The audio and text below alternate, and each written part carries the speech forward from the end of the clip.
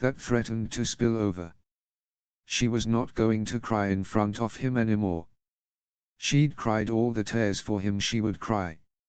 She had the power now. Not him, but she was shaking. She could feel the light tremors in her arms.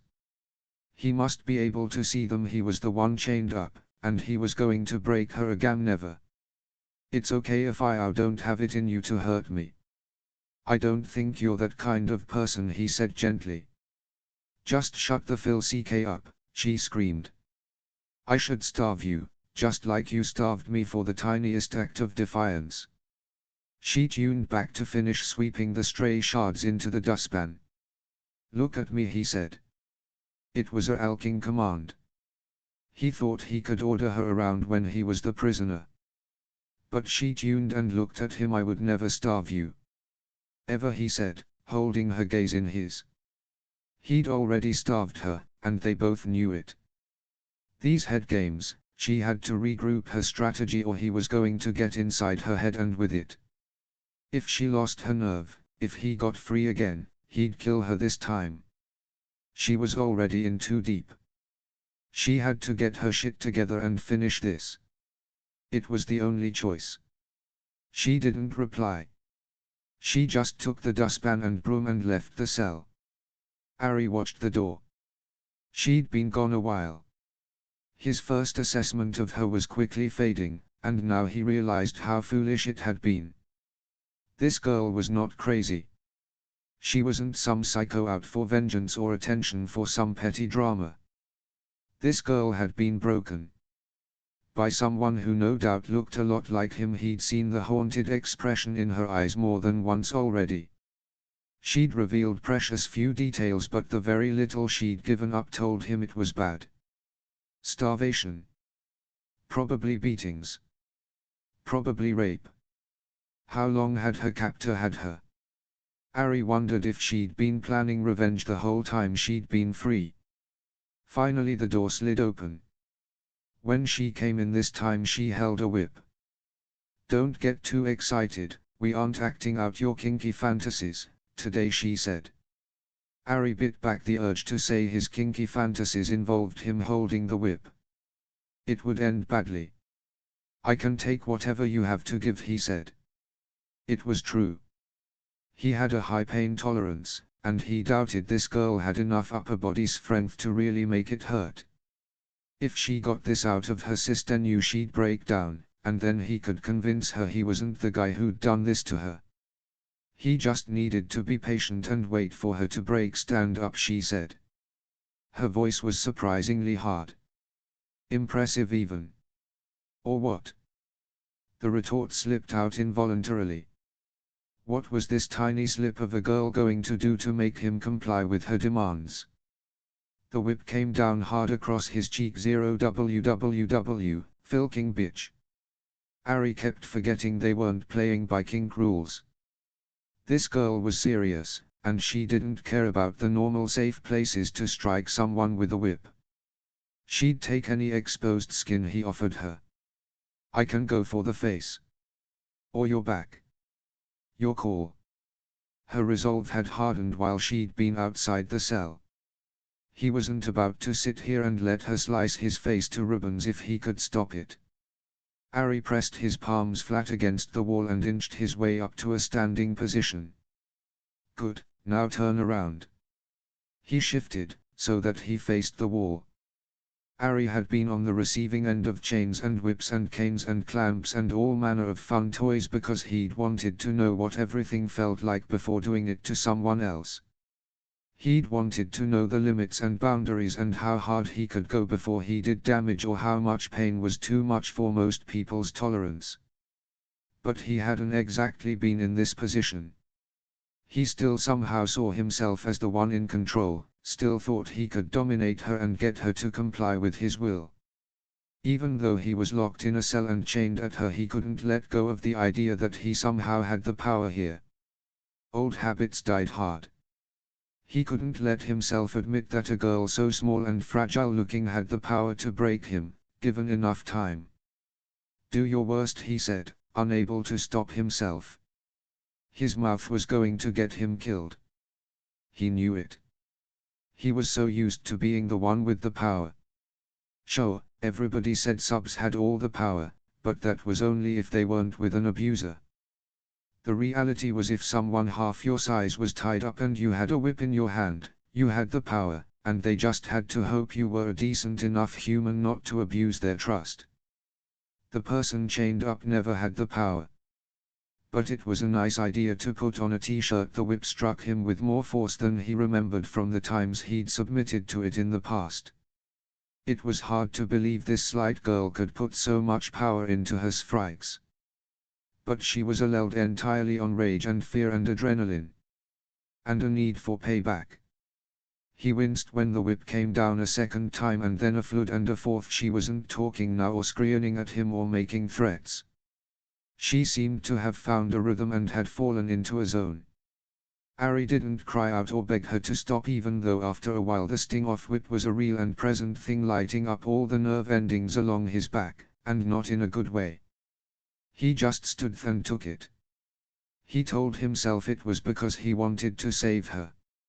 And a part of him did.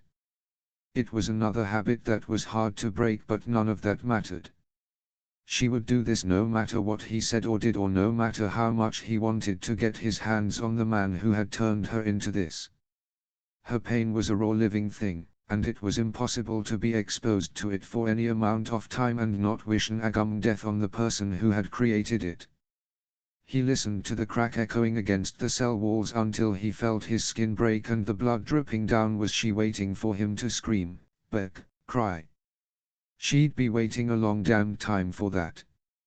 He gritted his teeth against the blows that continued to fall until finally the whip clattered to the hard floor.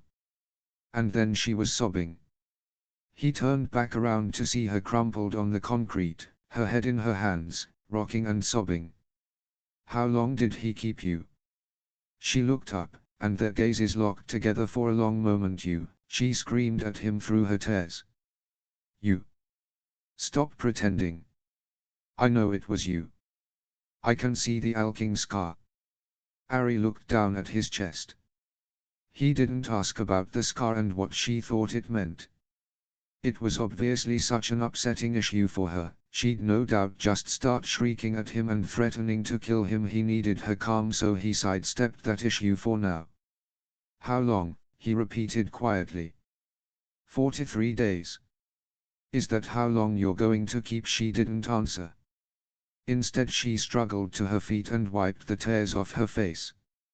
She withdrew a set of keys from her pocket and put them on the metal table at the end of cell, far out of his reach, the keys to the chains.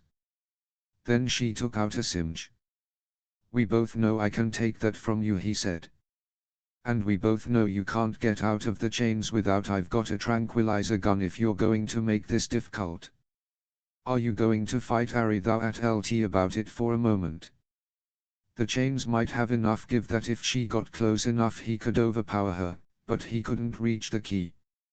He needed her for that. Finally he sighed. "No, I'm not going to fight you." She inched warily closer to him, like she didn't believe he wouldn't just kill her out of spite and let them both die. "Did you get the air out?" he asked. The last thing he needed was someone who didn't know how to operate a syringe. "I do it when I first prepare them so I won't forget." He couldn't stop himself from inhaling her fresh clean scent as she moved closer. Ari winced. Ash plunged the syringe into the muscle in his arm. The drugs burned in his veins. The scent of her shampoo hit him then, and it was all he could focus on. Raspberries, was his last thought before the room went dark. Claire sat behind the monitor, watching him. The drug in the syringe had taken a few hours to wear off, though she wondered if he might be pretending to sleep for longer than was necessary. He was a fool if he thought she'd ever go near him unchained any time, but right after the drugs first kicked she knew if he woke unchained and she was in the cell with him, her life was over. The stakes were far too high to break the pattern she'd planned. She'd laid it all out so meticulously, and there could be no deviation from even the slightest detail. She would get her revenge, and then he would die. She tried not to think about the logistics of body disposal except for the microphones in the camera that allowed her to hear him from the surveillance panel. The cell was soundproof. No one would hear the chainsaw. She didn't want to think about that right now. It was too grotesque. But if she didn't want to go to prison for the rest of her life, she had to get rid of the body when she was done. She'd known when she'd taken him that there was no backing out of this once she started, because even if he'd arrogantly forgotten about her and moved on, after this, it was kill or be killed. He winced and stood, stretched, and began to pace like the caged animal he was. Blood from the whiplashes had dried on his back while he was unconscious. He stared at the bucket of water at the end of cell and then up at the Claire flipped a switch on the control panel and spoke into the microphone. "Leave your clothes beside the door." He flipped off the camera with both hands, but started to take off his jeans, not particularly concerned with the prospect of nudity. She took a deep breath and switched off the microphone. It was an evasive control panel.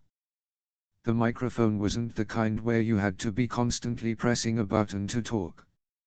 You just flipped the switch and could talk hands-free.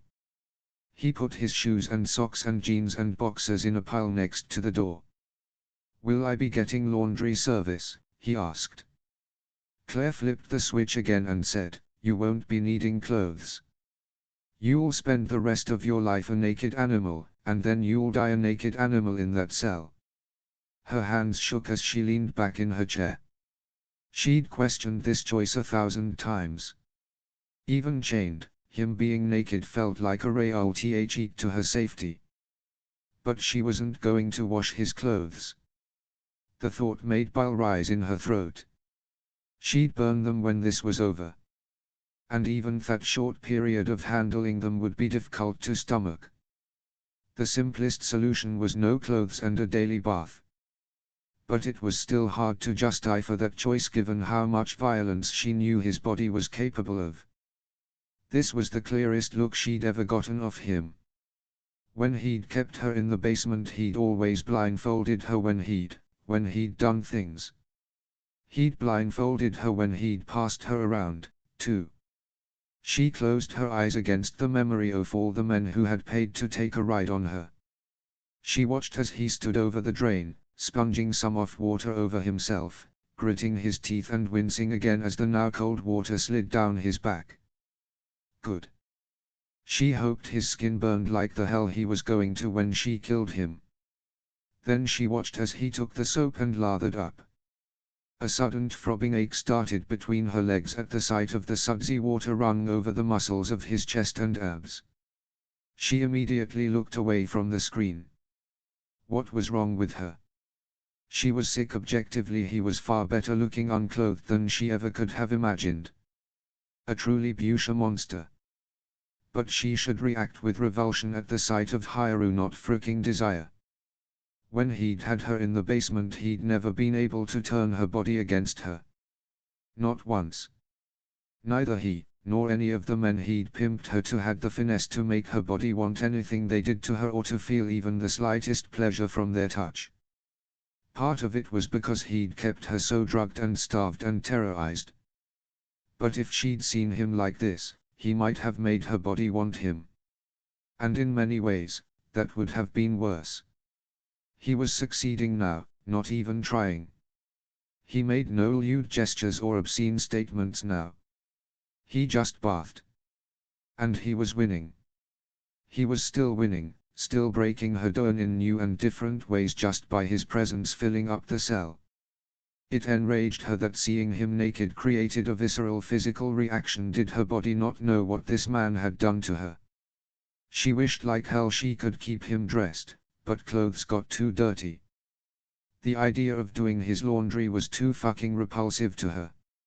And she couldn't handle the stench if she let him wear the same clothes day after day. It would remind her too much of the basement.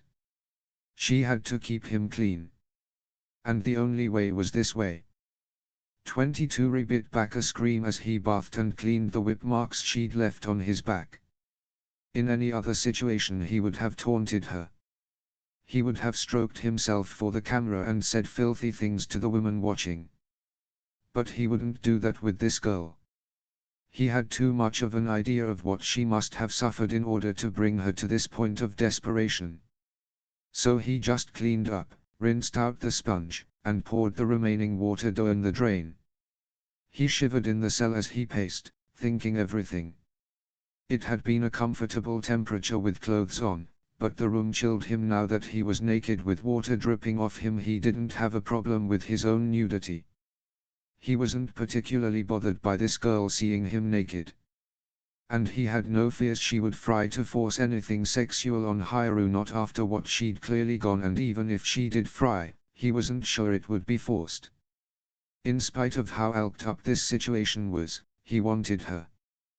The real problem now was, she was going to know that. And given her current emotional state, she would see it as a threat even if he couldn't touch her.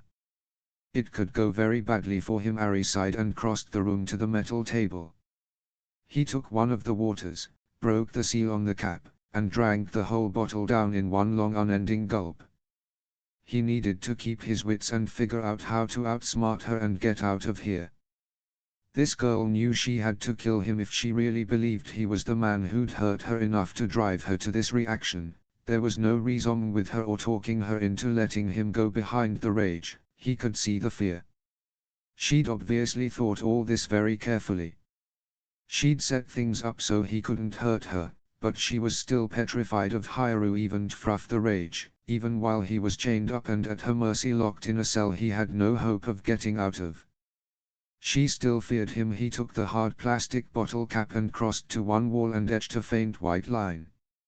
He needed to estimate the days that passed so he could keep up with the number of meals. He needed to figure out if there was a pattern to which meal she drugged or if it was entirely random. A pattern would be better for his escape odds. He had no idea what time it was, or if it was day or now, but he was exhausted. Cold and exhausted. He lay down on the hard floor and, in spite of everything, slept. Ari jumped, ripped from sleep by a scream coming the speaker overhead.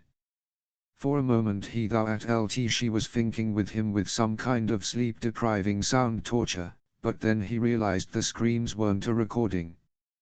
They were her agonized, sobbing screams. No. Please, please, please, she pleaded. It finally occurred to him, she'd left the microphone on. Her bed must be right next to her surveillance setup. She was having a fucking night terror. Please, she screamed. It came out a long, seemingly endless wail for mercy. It was the most gut-wrenching sound he'd ever heard in his life. All he wanted in this moment was to get to her and make those screams stop. Ari crossed the room to the metal door and banged on it. Wake, he shouted. Wake up. You're having a nightmare. He felt more powerless now than he'd felt when she'd been whipping him. He wasn't sure how far the cell door was from her, if she'd even be able to hear him, but she just kept screaming and sobbing and begging the man in her nightmare not to hurt her. Something shattered suddenly, like she'd kicked a lamp in her sleep and flailing strules. The screaming stopped. Then all he heard was soft crying. Claire sat shaking on the edge of the bed, taking deep gulping breaths, trying to slow her panicked heart. It was just a dream, just a dream. She told herself this over and over as if to convince herself. She hadn't had the nightmares in a year. And now they'd come back. It was because he was here, so close to her. Even with him caged, she couldn't sleep with him so close to her.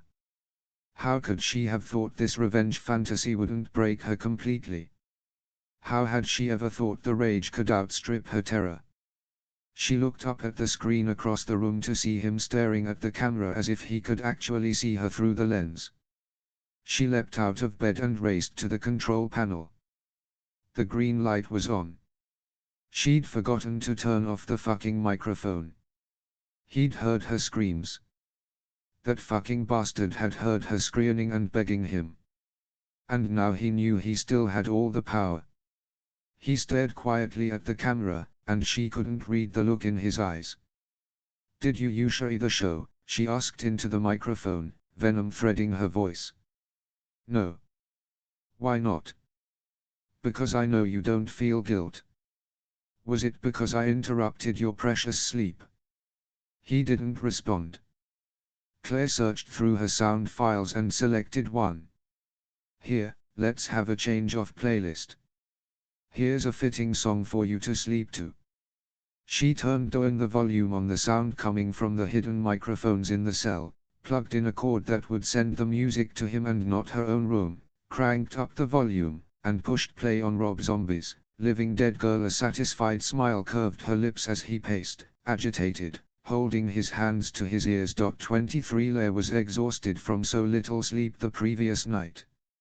She'd played that song on a loop for about an hour until she was satisfied she'd gotten payback for his intrusion into her privacy. Then she'd turned the microphone off and tried to go back to sleep.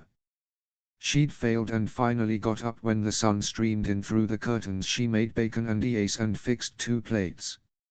She ate hers first, then slipped the cold leftover food on the second plate, the slot to her prisoner. She wasn't going to let her own eggs get cold while delivering his breakfast. She didn't drug it this time. His food was on a plastic disposable plate.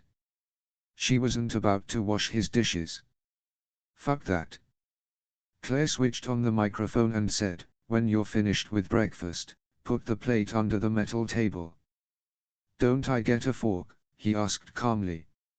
He didn't say anything about the previous night. She was surprised he wasn't goading her. It would be the perfect opportunity. Maybe he knew how close she was to just going ahead and killing him. Maybe he had the intelligence and self-preservation instinct not to push her. Animals don't eat with utensils. Now be a good dog. She switched off the microphone. She wouldn't make the mistake of leaving it on again. She was still angry with herself for doing something so foolish, something that left her vulnerable again in even the smallest way to him. Claire showered and got ready. She needed to get groceries and other supplies. More importantly, she had to get away from him for a while. She kept wanting to think of him as her captor. She'd never known his name, so captor was the only word she'd been able to attach to him, but he wasn't her captor now. And even with the clear evidence of that fact, she still had to force herself to attach the new word to him: prisoner. She started to put the hoodie and sunglasses on but stopped short. Those things had been to protect herself from discovery by the man she now had locked in a cell. She smiled at the realization that she could wear any outfit she wanted and go out into the city without hiding. She'd never have to hide again. Outside, the air felt crisp and fresh in a way it hadn't felt to her in a long time. Despite all the things this experience with her captive was bringing up for her, he was in there. And she was out here. He couldn't get to her. She was only able to enjoy this sense of freedom for a few minutes. Then she regressed to worrying about what would happen if he escaped. What if he escaped and found her and... Claire took a slow deep breath. He couldn't escape. Yes, he was strong, but that cell was military-grade containment. There was no way out except a steel door that wouldn't open without her thumbprint. There was no lock to pick. No code to figure out. The only key was attached to her hand. He wasn't getting away. At the grocery store she picked up the usual things she liked to cook along with several cans of beef stew. It was quick, it was easy, and it hid the taste of the sedative. On her way back, she picked up a few necessities from the hardware store. Even with the rational self-talk, when she returned, she eased inside her temporary living quarters, glancing around furtively, afraid he would jump out at her. She didn't relax until she went to the screen to find him still where she'd left him. She unloaded her bags and waited for enough time to pass to feed and drug him again. She had to remind him who had the power here. Not him. Ari woke to find himself chained again, this time with duct tape over his mouth. She stood over him wearing a red sundress, a black cardigan sweater, and again no shoes. She held the whip in a death grip. Despite this, he still couldn't get the image of her as his captive out of his mind. The dark fantasy was a coping mechanism, so he didn't have to think too hard about the way this all ended. "I thought you'd never wake up," she said. "I worried I gave you too much. Wouldn't that be a tragedy?" But they both knew she wasn't worried. Though it did cause Ari to worry, because while there had been moments when he thought she might not have it in her to kill him, even though she had to know the price of not following Tfruff, now there was the new concern. She might accidentally kill him. She could give him too much of whatever drug she was dosing him with one of these times when she was feeding him or injecting him with whatever, he could just never wake up. It sent a cold wave of anger running through him that she played with his life this way. He wasn't her enemy, but she seemed dead set on turning him into one. "I know you can't control your smart mouth, and I don't want to talk about last night," she said, explaining the tape. He nodded and remained silent. He knew the pointlessness of trying to speak behind the tape. Ari was beginning to feel more helpless than he'd yet felt while under her control. He couldn't even talk to her, or try to reach her. And he wanted to. He had no idea what he'd say after last night, but he needed to talk to this girl. The previous night he could have forgiven her for what she'd done to him. Those helpless, agonized screams would be seared into his own nightmares for a good long time. But now, with the way she was looking at him and whatever she might be about to do to punish him for hearing, he wasn't so sure. Ari flinched when her fingertips skimmed over the scar on his chest again. What he wouldn't give to know what she thought that scar meant. Her gaze panned over his naked body, and she flinched. Oh shit. Yeah, he still couldn't control his body's reaction to her. Damaged or not, she was exactly his type. She was everything he'd wished Holly had been. That sweet and fragile Lucas did it for him, except that despite her fragile exterior and how she hung to the edge of sanity by a thread, this girl could fill his shit up beyond recovery. He knew that now. It was probably better she'd used the tape. He needed to buy himself enough time to figure out the Druum pattern, and after last night she was far too volatile to risk any of the million wrong things he could say right now. Both times she'd drugged him, it had been in the beef stew. Probably covering up the taste of the drugs. So then the other foods shouldn't be drugged. Though she wasn't a stupid woman. She'd no doubt send him some decoy stew so he could never be 100% sure which meals were drugged and which meals weren't. His eyes widened as a hard slap connected with his face. His gaze flew to hers. He thought she'd smacked him because he'd zoned out, but the next words out of her mouth proved otherwise. "You sick piece of shit. You can have a hard-on until the end of time, but you will any / touch me again. Do you understand?" He nodded quickly. It wasn't as though he could help his physical reaction to her. She was so goddamned gorgeous. There was no part of Ari that liked being dominated. It wasn't her act of being in control that affected him, it was the tragic vulnerability that threatened to escape out from under her mask of cold retribution.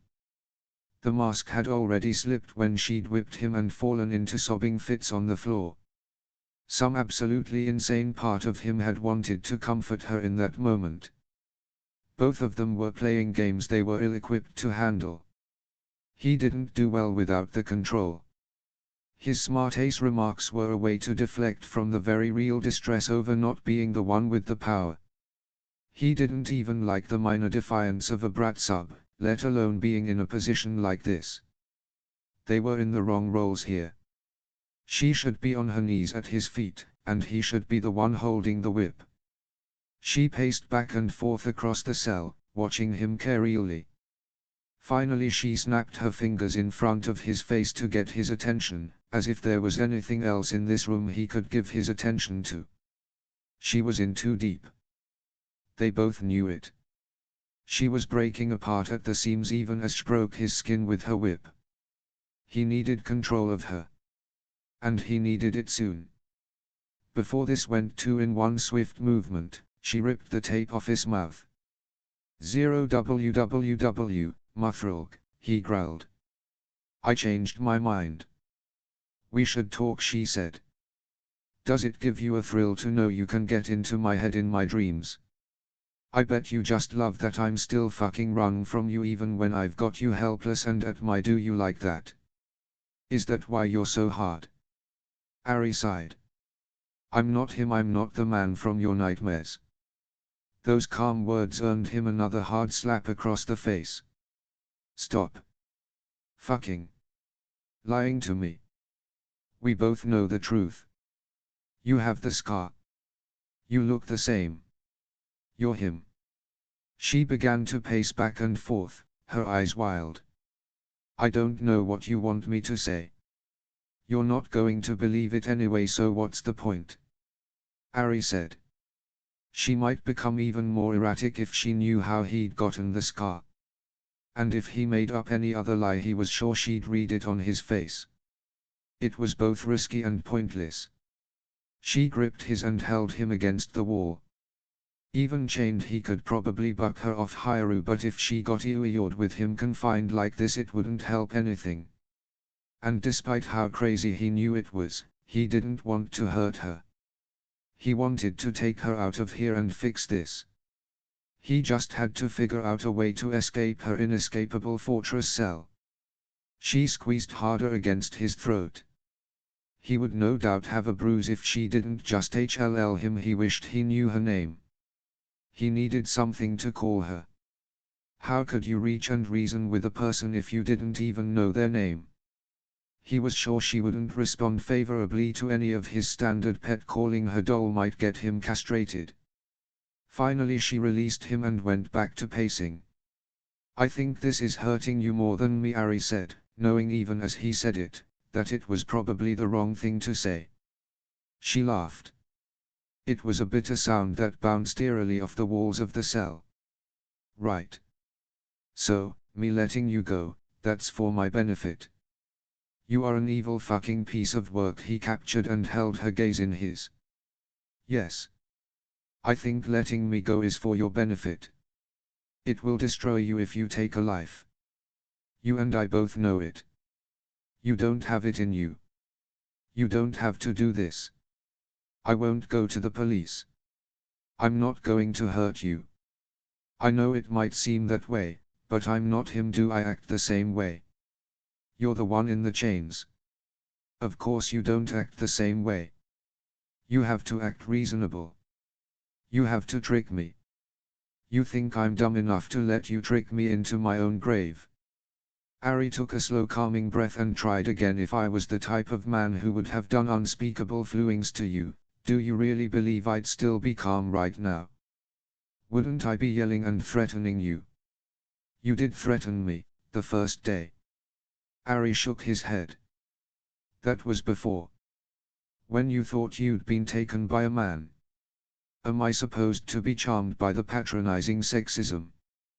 Tell your non. Ari tried again. Fuck you. Is that the way it's printed on your birth certificate? She pulled another piece of duct tape off the roll and slapped the tape over his mouth. We're done talking. You're not getting inside my head. It's bad enough you can still do it while I'm sleeping.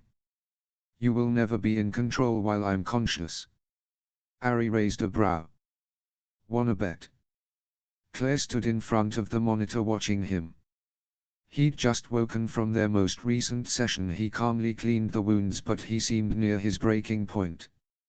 Or maybe that was what she wanted to believe. Her hands shook as she looked down at his blood on her hands. Just a few small splatters from the whip. She touched her face and realized there were a couple of drops there as well. Without warning, her stomach roiled, and she ran headlong for the bathroom. She collapsed in front of the toilet, throwing up the contents of her stomach. She spent another 15 minutes dry heaving, her body unwilling to give her peace. That goddamned bastard was right. She was the one breaking. Claire flushed the toilet and went to turn on the faucet. She washed her face and took a sip of water and brushed her teeth. She gripped the edge off counter and was caught off guard by her reflection. She looked haunted. He was doing fluis to her, or hurting him was doing this to her. How could hurting the man who'd destroyed her cause this much pain? Why was he so different in the cell from when he'd kept her in the basement? You know why? Because he doesn't have the power anymore. It's all a trick. If he gets free, you'll die. He seemed so reasonable. Like he understood her pain. Like he wasn't the one who'd created it and turned her into the dead thing she didn't recognize staring back at her out of the mirror. She'd give anything to turn back the clock and not do this. Some fantasies were meant to stay fantasies. She'd already learned that lesson once. Yes, she'd wanted revenge. He deserved all of this.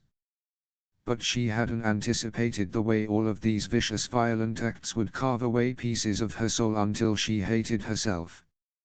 She wanted to go back to the girl she'd been before this, before the basement. When everything had been so simple. When her biggest problem had been being caught carrying a bag from last season. How she longed for those shallow worries. And if he got free, he probably wouldn't immediately kill her. Without clothing he'd had no way to hide the hard length of his erection from her. The thought of it terrified her. When she'd seen it, she'd almost run from the cell as memories of blindfold and him inside her had come rushing forth. She'd hurt him until he'd gone son, until the of him had passed. After she'd injected him with the drug to make him sleep, she hadn't been able to stop shaking as she'd taken away all the things she'd brought into the cell and left him a fresh bucket of water. What the A1CK was he doing to her? 24 Leah held a glass of champagne at her parents' annual Christmas Eve party. The elegant ballroom at their estate was filled with all of their important friends. People Claire barely knew. Thanksgiving and Christmas Day were just family. Christmas Eve and New Year's Eve were big impersonal parties filled to the brim with all the people her parents wanted to impress. A string quartet was set up at one end of room, playing Christmas carols. The party spilled out onto the back terrace. It was particularly cold, even for December, a thick blanket of snow coating the ground outside, but it didn't stop the guests from going out to appreciate the winter wonderland. Large outdoor space heaters had been set up all around the terrace, keeping the space surprisingly warm, all things considered.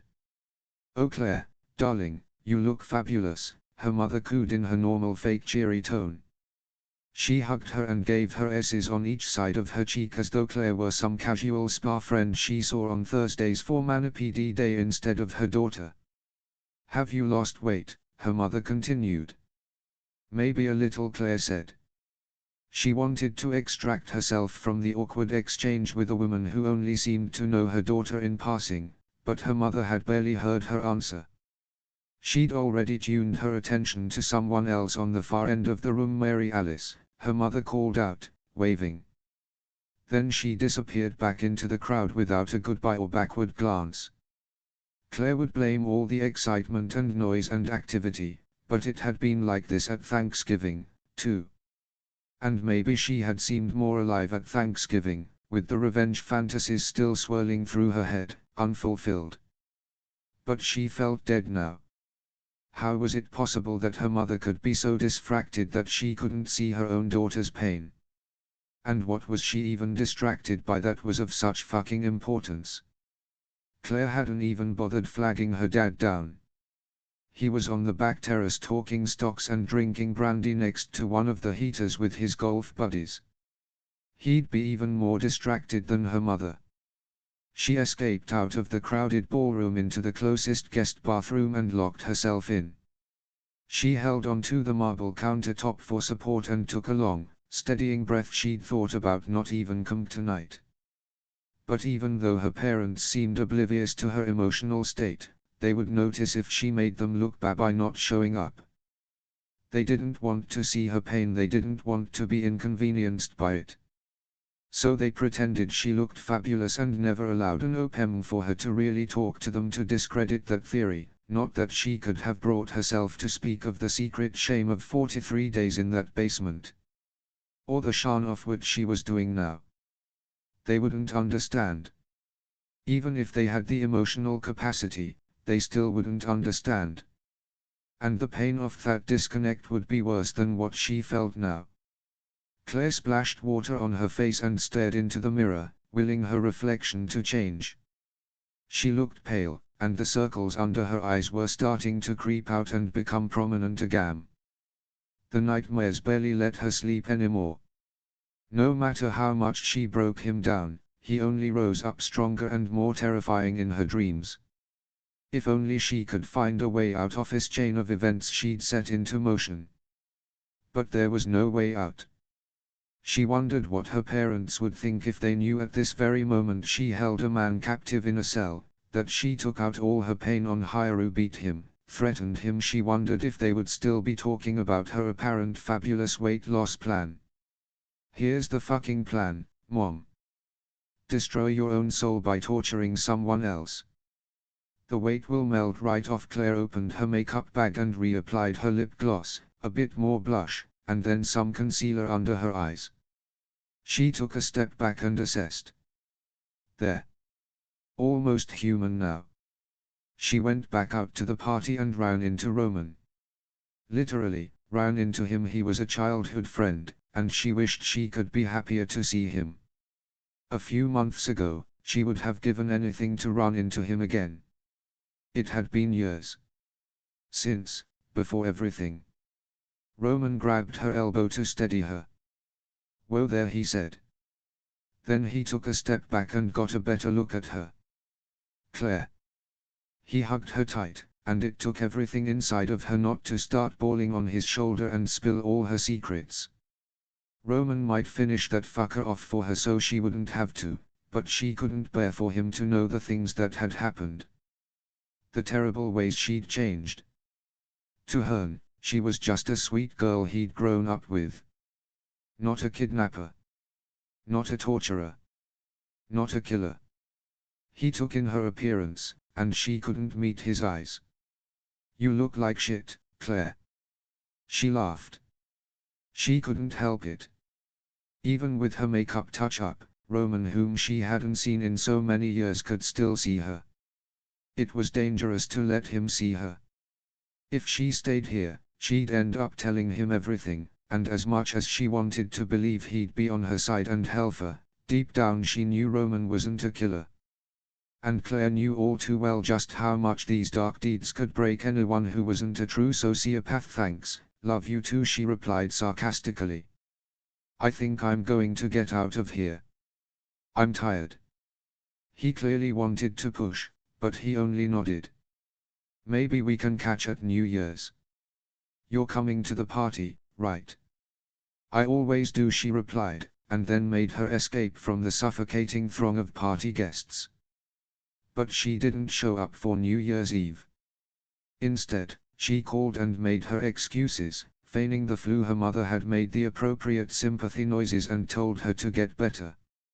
She'd watched the big ball drop on a screen next to the monitor with her captive Pankaj, oblivious. He had no idea the old year was slipping into the new and that he would never see it in the daylight. She'd drunk down an entire bottle of champagne by herself and had collapsed on the bed, gang one blissful night free of the nightmares. Now it was a week into January, and Claire knew she couldn't continue like this. She kept trying to prove she could handle it. She'd find the hard edge within herself again, and she'd ride that fucking edge until she finished him off. And then she would have peace. She would be free. Where was the girl she'd been when she'd first taken him? She'd been nearly giddy at the prospect of breaking down the man who'd tortured her. She'd loved the idea of slicing his throat open with a knife so similar to the one he'd planned to use on her. It had felt like some fucked up movie reel inside her head. The fantasy. Taking her power back. But the reality was nothing like the fantasy. Reality was never ever like fantasy. It was always so much worse. The Enetaltonares kept coming night after night without pause, punishing her for becoming the monster. She'd gone days at a time feeding him but leaving him alone in the cell, watching him on the monitor as he tried to get her to talk to him. She was convinced if he'd behaved according to the script in her head this would have gone the way she'd wanted. But he hadn't. He'd maintained his innocence like an inmate on death row. Claire had almost asked him to explain the scar, then. If he wasn't the guy, explain that fucking scar. It was the one beacon that always drew her back to the truth that this man deserved everything she'd given him. She'd whipped him over and over and over until he bled for her each time. She always wanted him to scream or beg for her to stop, just like she'd once beat Hikaru, but he never did. He never gave her that empty satisfaction. He never fucking broke. No matter what she did to him, she always gave him a few days to heal. Then she repeated it. But she'd lost her taste for this sad vengeance. Every time she hurt him, she fell apart crying in a pathetic sobbing heap in the cell. She'd managed to start timing her meals so she at least didn't lose her food anymore. Though she wasn't eating nearly as much as she used to. Each time he tried to soothe her and told her that it was all QY. It wasn't too late. She could still let him go. He wouldn't go to the cops. He wasn't the guy. He wouldn't hurt her. All lies. She wanted to believe every single one of those lies so badly. But Claire knew if she let him inside her head, if she caved, he'd kill her the second he got free. And then he would win. He'd already won. She felt more broken now than when she'd first escaped him. She sat on the edge of the bed, staring at her fauna captor on the screen. His back was to the camera, the latest evidence of all her pain splashed in angry lashes across his skin. Even though he was turned away from her, she could see his jaws working as he chewed the drugged beef stew. It was the last can, and she wouldn't be buying more. Her hands shook in her lap as she watched him, dreading what was about to, even as she knew she had to do it.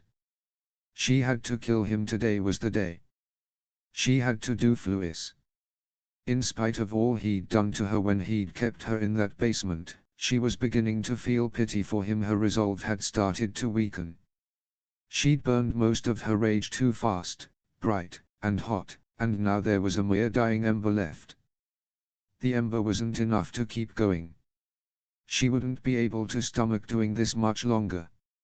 It didn't matter that he was a monster. Claire was a monster too, now.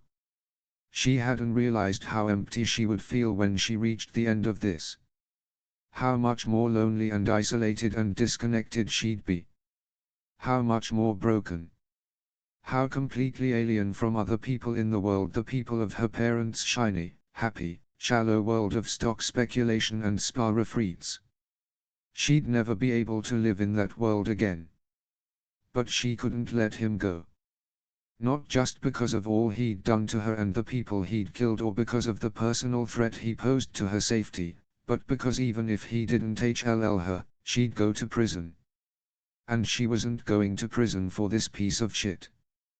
The large kitchen knife sat beside her on the bed. She round rough it all in her head. The plan: she just had to do the things on the list in her head. She had to get through it. Then she would scrub everything down and go back to her own apartment. She'd resume her life. She'd be free. But she was anything but free. The weight of this dark sickness was too heavy, too suffocating. She couldn't breathe. She stared at the knife, trying to stop her hands from shaking. And she took another long, slow breath. It had to be the knife. She'd already decided. She'd thought about just giving him too much of the drugs and letting him die from an overdose, but she needed to look him in the eyes. She needed him to know, to see it coming, and to make peace with the death she was about to deliver. She needed to watch the life leave him so she could be sure this was truly done.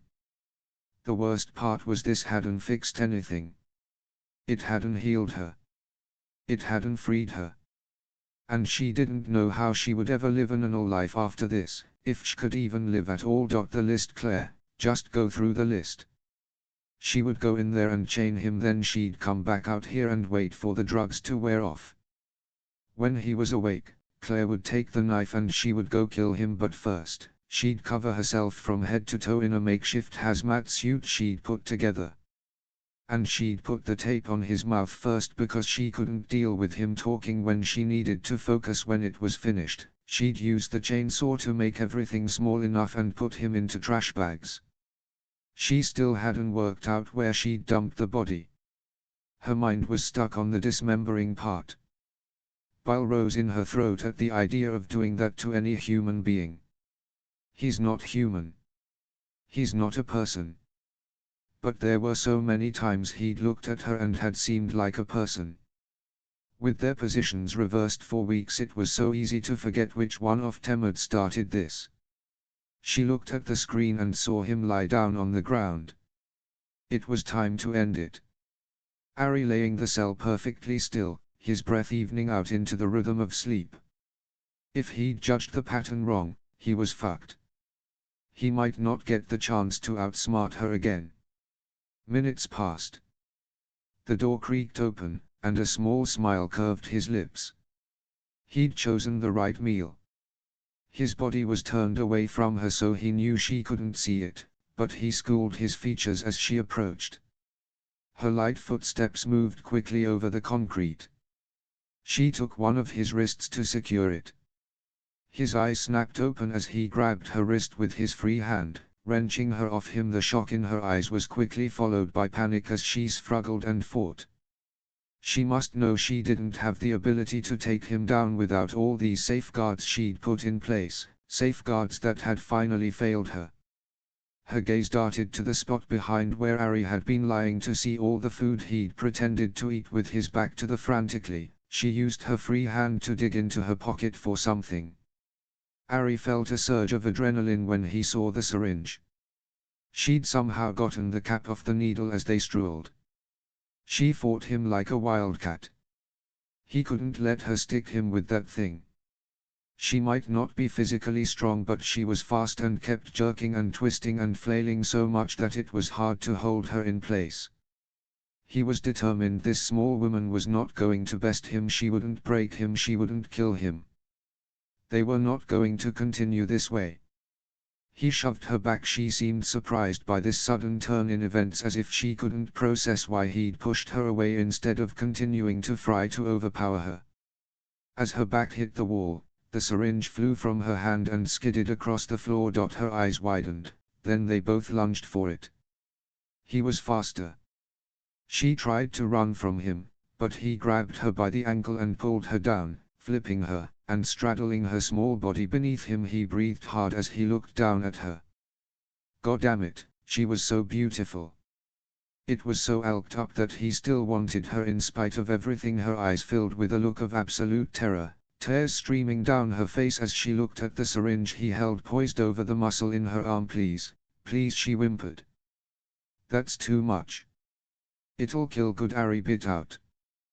But he knew it was too much, and he didn't want her dead.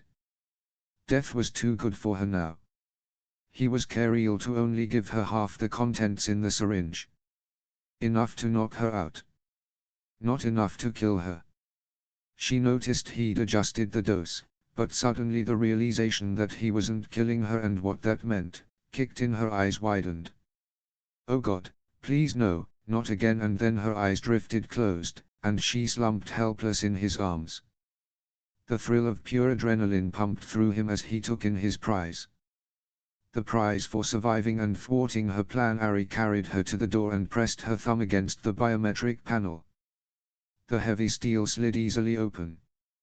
He let out a long, shuddering breath as he stepped out into freedom. He found his clothes and shoes in a trash bag shoved into a corner of the main living area and put them back on. His jeans were loose.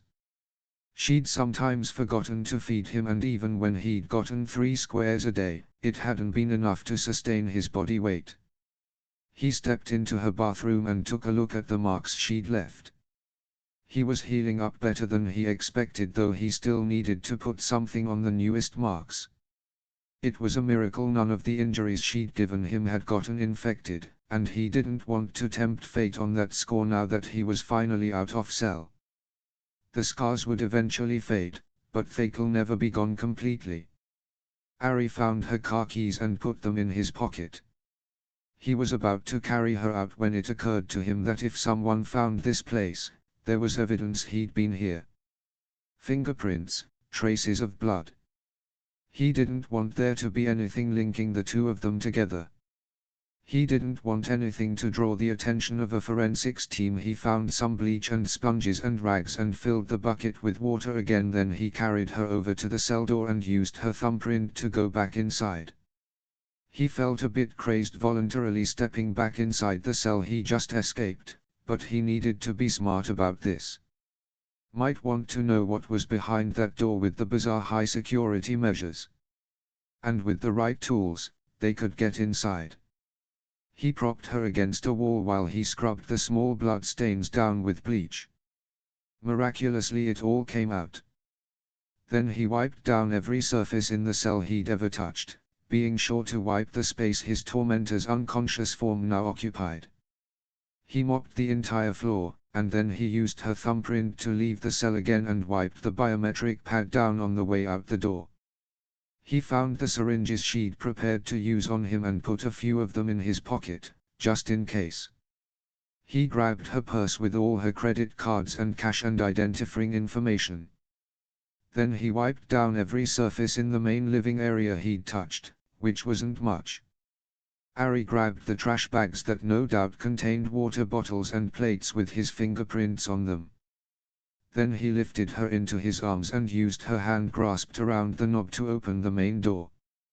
He locked up with her key after several ambling attempts. She'd had him on the top floor of some huge industrial-looking building. Her door was the only one of this floor. He carried her down the hall to a stairwell. She felt like she weighed nothing, as if her bones were hollow like a bird's. When he reached the parking garage, Ari pushed the button on the key ring. A silver Lexus beeped briefly, lights flashing twice. The car he'd been driving on the day of his capture was in a parking garage in the city, someone hadn't stolen it by now. He'd worry about that later. He loaded her into the passenger side, put the trash bags in the trunk, got in on the driver's side, and started the car. He wasn't sure how long she'd be out, but surely long enough to get her to his house outside the city. And if not, he had backup drugs, though he didn't like the idea of using them on her. He didn't want to risk killing her, and even now he worried what he'd given her was too much. As he drove toward his own, he couldn't tamp down the buzz of excitement at his newly found freedom. It was only now, moving out onto the road and into the flow of late evening tram amidst a steady fall of snow, that he realized just how close he'd been to breaking down completely. He glanced over at her, so sweet and innocent looking in sleep, and he couldn't believe it. She was his. It was nearly 7 p.m. when Ari finally punched in the security code and drove through the iron gate of his estate. The gate shut with harsh finality behind him. He didn't park in the circular drive, instead choosing to put the Lexus in his large garage with the many other cars he owned. He backed in so that her license plate was against the wall and not facing out street side, just to be extra safe until he could get the fucking thing off the back of the car and destroy it. Even though he lived well outside the city within his own strong security setup, he was still grateful for the cover of darkness as he carried her over the cobblestone path up to the front door. The snow began to fall more heavily as he carried her inside. Ari set the security code, then let out another long sigh. He'd need to get that changed. He needed a security system that wouldn't allow the doors to open from either side without clearance.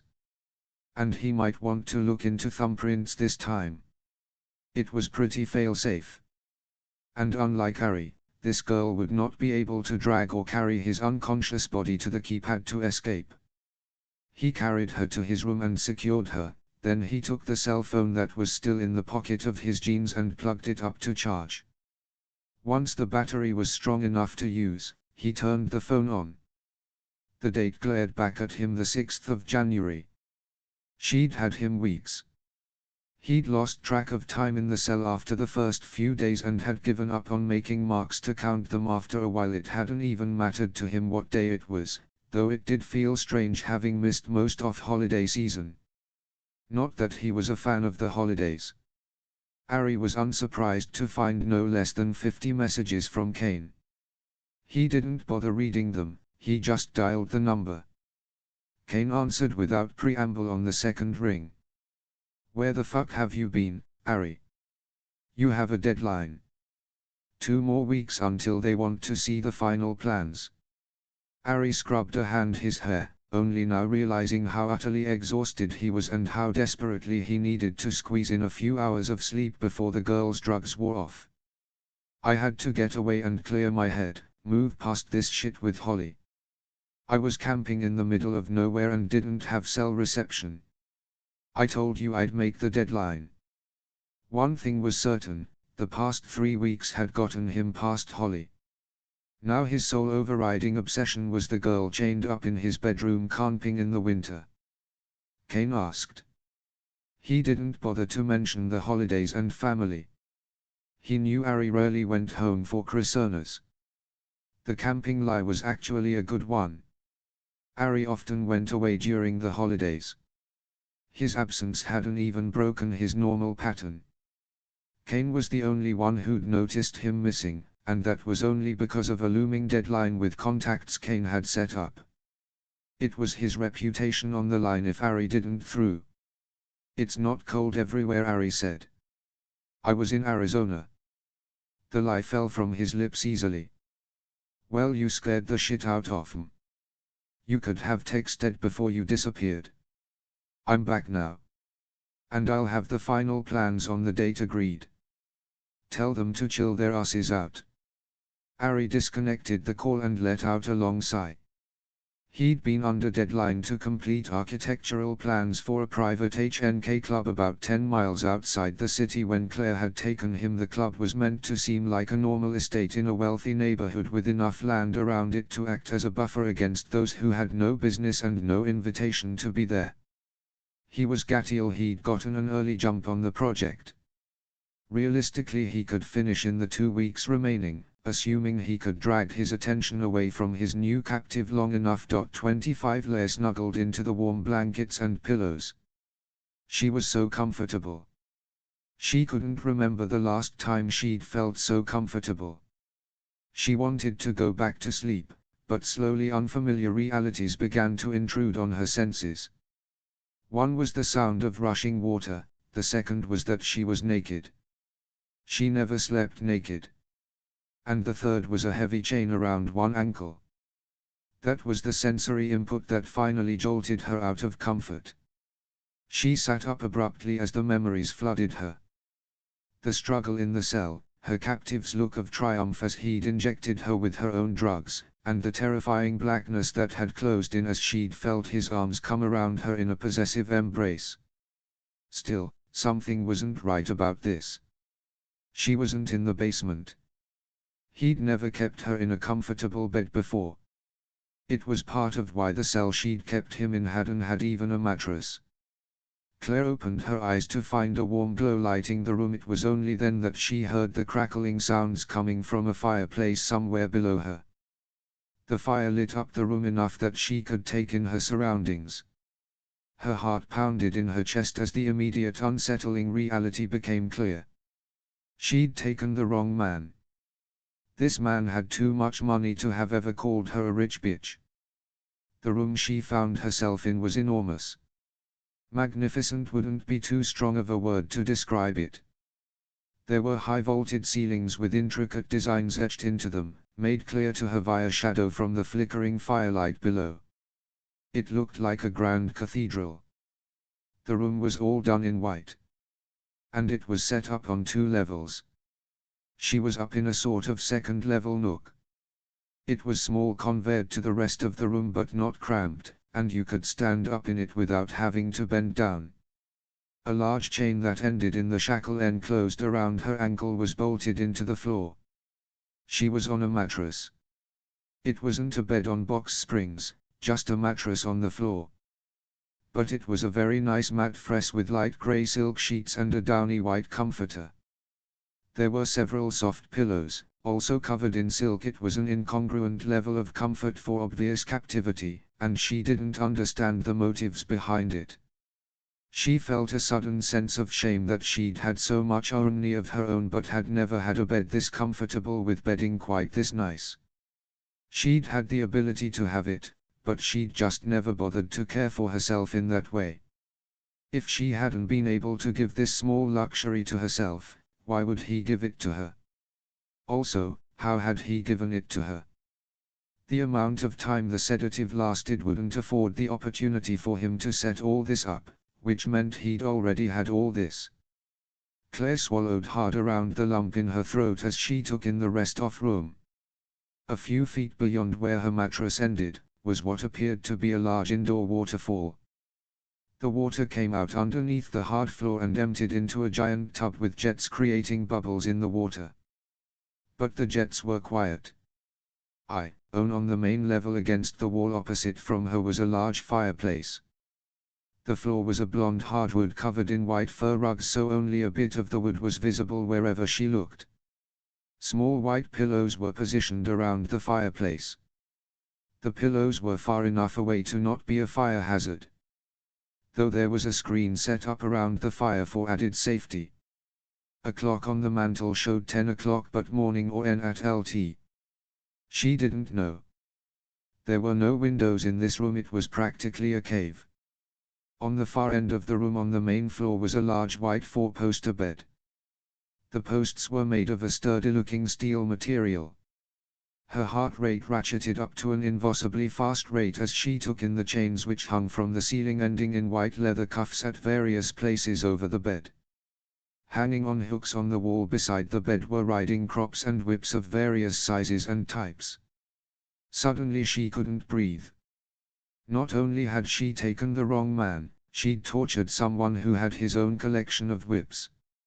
She couldn't stop the trembling when it began to flow through her limbs or the tears that slipped down her cheeks. Hadn't she had doubts? But he'd had the scar. She was sure it was him. She'd been so drugged and starved during her captivity. The details were fuzzy now, or maybe they'll never been clear. She remembered his hair, and his build. And that scar. But that man had called her a rich bitch. This man had called her a bitch a few times, but he'd never called her a rich bitch. It was so obvious now in hindsight, now that she wasn't so amped up on the adrenaline of revenge, anger, and fear. It would have been obvious to him the amount of financial resources it would take to keep him in that cell, to set up that cell in the first place. He would have been infuriated by those resources. He would have rambled about her money if it was the guy. Maybe she'd thought he was smart enough not to call her that or give anything away, since he'd told her he wasn't the man who'd taken her. But he wasn't the man who'd taken her. The door opened and her new captor walked in. His hard, arctic gaze rose to hers. She watched him warily from the mattress as he approached. When he reached the top of the stairs and stood mere feet away, she scooted back, cringing from him. As if there were anywhere she could go with the wall at her back and the strong heavy chain around her ankle. Her lip trembled as she became even more aware of her nudity, the absolute vulnerability to this man she'd hurt over and over. She was afraid to even beg him. She was afraid to exist. To breathe. But she couldn't stop the ragged sobs that came out of her even as she tried to quiet her crying. He would have no mercy for her. She knew it. His hard gaze froze the blood in her veins as he regarded her with a HND of determined coldness she'd hoped never to be on the receiving end of again. He hadn't broken in the cell. She could see it in his eyes. If anything, the things she'd done had strengthened Hairu, hardened his resolve. Even though he'd lost some weight in her care, he looked absolutely lethal standing in front of her in only a pair of jeans that rode low on his hips. He'd showered and bandaged his most recent wounds. Medical tape was barely visible, wrapping over his shoulder to the front. His long dark sun-streaked blonde hair was still wet from a shower. He looked like a warrior from some long-forgotten battlefield. A slow smile curved his lips.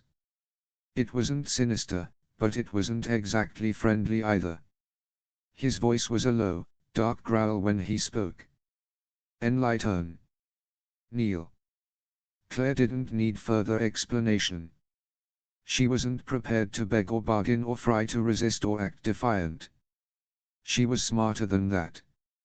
She scrambled off the mattress and knelt in front of Hairu, her body shaking uncontrollably for what would come next. Oh, God, what would he do to her? She hadn't deserved what the last man had done. But this one she'd actually harmed. She'd wanted to feel powerful after so long of feeling so powerless. She thought if she could get payback, she could burn away the shame she'd felt at being completely at the mercy of a monster. And yet here she was again, feeling that shame. The shame and degradation of utter powerlessness, mingled now with the new shame of hurting someone who hadn't done anything to deserve her Uri. Nothing could ever absolve her of what she'd done to him. It seemed like an eternity passed with her kneeling at the feet of man she'd tortured. She didn't fight him because she knew better. One could say she was an experienced captive, and there was no need to be retrained. She squeezed her eyes shut, trying to block out all the things her first captor had done to her, wondering how many of those things she'd be subjected to again. It hadn't mattered to her captor if she'd obeyed quickly. He'd still punished her. Everything he'd done had been out of control and filled with rage. She could feel the rage pulsing off this man, a raw energy that consumed all the air around her. Somewhere deep inside she knew appeasing him wouldn't work. It wouldn't matter what she did, he would still hurt her. He would still torture her, and then most likely he would still HLL her. Just like her first captor had planned. How was she back in the place again? "I'm not the man who hurt you," he said quietly.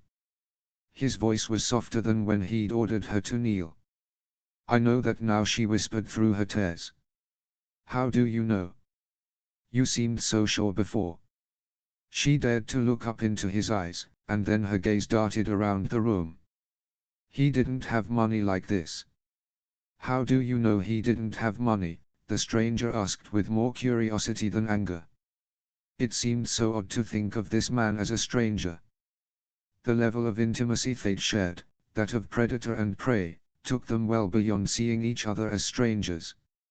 And now that she'd moved from the captor to the captive, that level of dark intimacy had just ratcheted up another notch. "He kept me in an old basement, and I could hear him moving around on the top level. He lived there. When I escaped I could see it was a normal-sized house. Maybe even on the small side. And he called me a rich bitch. He said he was going to bring me down to his level and then kill me like all the other rich bitches who thought they were too good for him." She dropped her head back down. "Please, I'm sorry. I'm sorry. Please don't kill me." She flinched when he touched her hair, but it was a gentle touch. Her first captor had never touched her with gentleness, not that she would have wanted him to. But the difference in this man's touch made her foolishly hope she might be able to reach something compassionate and merciful in him. "I don't kill what's mine." Even though she knew it would never happen, she still had to say it. "Please, just let me go." "No. You belong to me now. After what you did, I've earned the right to keep you forever. You obviously can't be left to run free.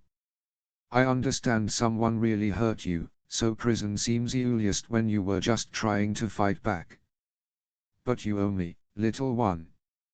He'd begun absently stroking her hair, and she hated herself for leaning into that touch, however slightly. He was right, she couldn't be free. But not because she was a criminal who deserved punishment. It was because she'd spent the last 3 years unable to live and function in the world. It was too dangerous. She'd experienced the darkness of this life firsthand, and she couldn't go back to pretending the world was a different, brighter, safer place. Those illusions others naively carried with them had been shattered for her. She'd been barely living. The first time she'd felt alive in the past 3 years was when she'd been hurting the man who now held the power of life and death over her, even as hurting him had been slowly killing her. Another whimper escaped her throat. "Enlai's Ari," he said. "But you will call me, Master." Do you understand, little one? Why yes, master. Again, she didn't fight him. She didn't act indignant. There was no giant shield wall of pride that came rushing to her defense. She knew from hard experience that obeying wouldn't make it better, but disobeying or fighting in any way could only make it worse. The only reason she'd had the strength to fight back the first time was that she'd knew and she would die that day if she didn't, so what did she have to lose? Her life was forfeit either way, but with fighting she'd at least had the hope of escape. She had no hope of escape here with Ari. He had far more resources to ensure she never got away. She couldn't even get to the stairs with the heavy chain locked around her ankle. There was no space to run. Fighting him would be foolish. Now tell your Nan, he said. He'd asked her repeatedly in the cell, and now she couldn't refuse him an answer to his question. Or at least she wouldn't if she was smart. Claire, she whispered. Claire. There was a stretch of silence between Thenu and then he said, are you hungry or do you want to wait until morning? Why was he being this way? He hadn't made any obvious eats yet, short of keeping her prisoner, of course. Was this a frick? When would he start hurting her for what she did to him? If he was a good man he wouldn't have taken her and locked her up like this. She'd be free. So then was she not good? Because she'd taken him. Claire, I asked you a question, he said calmly. She was hungry. Ridiculously hungry and thirsty. Probably a side effect of the drugs. But she also hadn't eaten very much that day at all. The weight of her plan to kill him had pressed so hard on her that she hadn't been able to work up an appetite. She'd been planning to eat, after. She looked up at him. Yes, she whispered. Even TH01 at 1 she knew she'd have to eat, assumed he didn't starve her, she didn't want to admit it. He could use it to hurt her. She felt like an injured, cornered animal trying to hide any sign of weakness. What if he drugged her like she'd druid him? Yes, what? He'd gone back to petting her hair, and she couldn't stop shaking beneath his touch. Yes, master, she said quietly. Good girl. Those words filled her with an inexplicable warmth and a shame at feeling that warmth. I'll be right back. When he'd left her, she got back in bed under the covers. Only now was she able to fully process the fact that he'd undressed her and chained her in his house, and then she'd left the protective shield of the blankets to kneel at his feet like some well-trained dog without even a moment's hesitation because she'd been too afraid of consequences if she resisted. Several minutes later the door opened again and he came up the stairs with food. He sat on the floor beside the mattress and set the plate on the bed. He handed her a water bottle. Claire reached out from under the blankets to take the offered water as she stared at the plate. It was pizza. He must have had something delivered while she was still sleeping. Of course he did. Most of food in his house had probably spoiled in his absence. Is it drugged? She looked up at Hairu pleading, please don't drug me. As if she had any right to ask that after everything. It's not druid. Ari took a bite of one slice of pizza and laid it back on the plate. See if safe. He scooted the plate to her. He could have put something on the second piece, or something near the crust. Him taking a bite didn't mean it was safe, but she was so hungry, and it smelled so good. Claire struggled to sit up, moving to lean against the wall. She pulled the plate toward her and ate, the tears silently moving down her cheeks. I'm sorry. I'm so sorry. I thought you were him. I know, he said. She quietly ate her pizza and drank her water, then she scooted the plate back to him. Thank you, master. She didn't forget this time to give him the title he wanted to hear. Your little one. Claire wanted to ask what he planned to do with her, but she also wanted to live in ignorance for as long as possible. Too many questions clawed at the back of her throat, demanding answers. She finally settled on the one screaming the loudest. Why is there a mattress up here and a chain? You already had all this stuff, why? Enlipet used to sleep up here. Used to. These words filled Claire with dread. When he said pet, she knew he didn't mean a dog or a cat. He meant a person. A woman like her. She flinched when he reached out to push a strand of hair behind her ear, but he made no comment about her reaction to him moving into her space. Yes. She and I are no longer together. But you didn't kill her. Ari shook his head. No. She's alive and well and living out her modeling dreams in Paris. He stood and picked up the empty plate. He loomed over her. I have questions and you will answer them, she nodded quickly. Do you live in an apartment or a house? Rent or own? Own, he nodded. She could see the wheels in his head turning. She already knew he was working out the logistics of her life. He wanted to know how to make her missing without being missed. She hadn't been listed as missing the first time she'd been taken. It was the downside of not having many close friends and all your bills paid automatically. Things had a way of humming along without interruption, particularly when you had seemingly endless money and no employer to complain about your absence. As if reading her mind, his next question was, how are your bills paid? She wanted to lie, give some indication that she'd be missed, that she would be looked for. But he seemed able to read her mind. His hard gaze warned sternly against the lie that had been on the edge of her tongue. Autopay. Online. The bills all get paid without me having to do anything. She felt the hot tears streaming down her cheeks as they felt the vice of fate tighten around her. Who will miss you? Her voice broke when she said no one. Again she'd wanted to lie, but somehow she was sure he would know if she did. And she was too afraid to make him angry. She'd already done so many things to make him angry. He nodded. It's late. Try to get some sleep. I'll explain my expectations going forward, Tomro. He had to know she'd never be able to sleep knowing that whatever he planned to do would start the next day. And he had an entire night to only realize just how easily he would get away with whatever he decided to do with her. Ari bolted upright at the sound of Claire's screams. He jumped out of the bed and took the stairs 2 at a time to get to her. By the time he reached her, she was sitting in bed, her back pressed against the wall, the blankets pulled up to her chest, crying and shaking.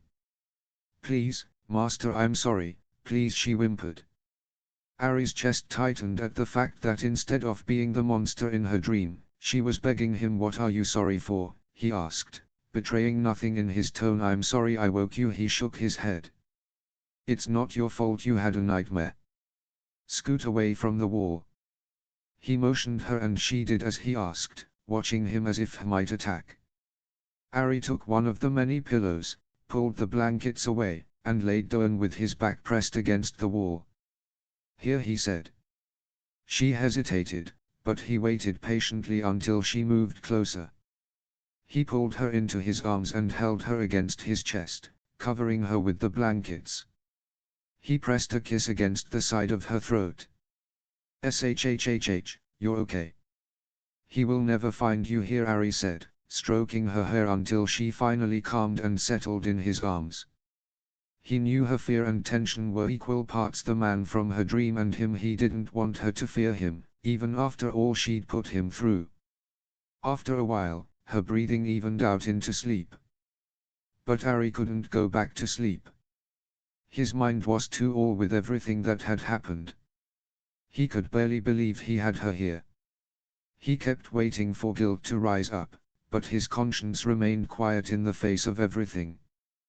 The girl in his arms was everything he'd ever wanted, and he'd paid dearly for her. He would have scars on his back for the rest of his life, and she would wear his collar in return. It was a fair trade in his eyes. He could forgive her, but he could feel no remorse for his own response. She was too broken to ever be free again. She'd always be looking over her shoulder for the man who'd hurt her, a man who was still out there somewhere. Ari couldn't risk that man finding her again to finish what he'd started. And he couldn't stand the thought of her rotting away in some prison cell. He'd seen the guilt in her eyes. It would eat her up inside without the absolution he offered her now. She would atone. And she would be safe. And if they were both very, very lucky, she would eventually be happy in her new situation. Ari had been so used to the bratty behavior from Holly that he'd barely covered his shock when Claire had obeyed him the first time without the slightest hesitation, even with as afraid as he knew she was. He'd worried she'd make things difficult. He'd seen too much of her pain and fear to be unable to forgive her. But that didn't mean he wouldn't demand his own brand of restitution. She would sweetly obey Hairu and he would reward her with comfort and safety and protection and pleasure. There were no words to describe how he'd felt when she'd immediately knelt and called him master. An intoxicating power had coursed through Hairu, and in that moment he knew he wouldn't hold anything she'd done to him in that cell against her, because it had made it possible for him to bring them both to this moment. Absolute ownership. The one thing he'd never been able to take without guilt. Until now. He'd just gotten his first pure hit of good stuff. And he was addicted. 26 When Claire woke, it took her a few minutes to remember where she was, but when the fully reformed in her mind, she sat up in bed, her gaze darting around the room. Ari wasn't in bed with her. He wasn't even in the room. The fire had died, and now everything was quiet. Too quiet. Except the waterfall just beneath her. She leaned against the wall, staring at the door on the lower level. It was only a matter of time before that door opened. She used this brief reprieve, this small window of solitude, to review everything she knew about this man. While her situation with him may be new and uncertain, he wasn't new. They had danced the waltz of captor and captive for weeks. Only the roles had been reversed. In that time, he'd mostly seemed stoic. Reasonable. Except for that first day, most of the time he hadn't acted angry with her. He'd told her over and over he wouldn't hurt her if she let him go. Claire fought to shut out all the memories of the times she'd beaten him, all the times she'd made him bleed. He could have gotten infected. He could have died in that cell because of her. The memory of the handle of the knife in her hand was still sharp, as if it had left a tactile impression she couldn't rub away. Behind the fear, she'd felt the hint of relief when he'd gotten the syringe, when the power balance had changed, because no matter what happened she wouldn't have to HLL him, she wouldn't have to cut his body into small pieces and get rid of it. No matter what he did to her now, he'd saved her from having to become a killer, because she'd found no other path to take but the one that ended in endless blood covering the walls and floor of that cell.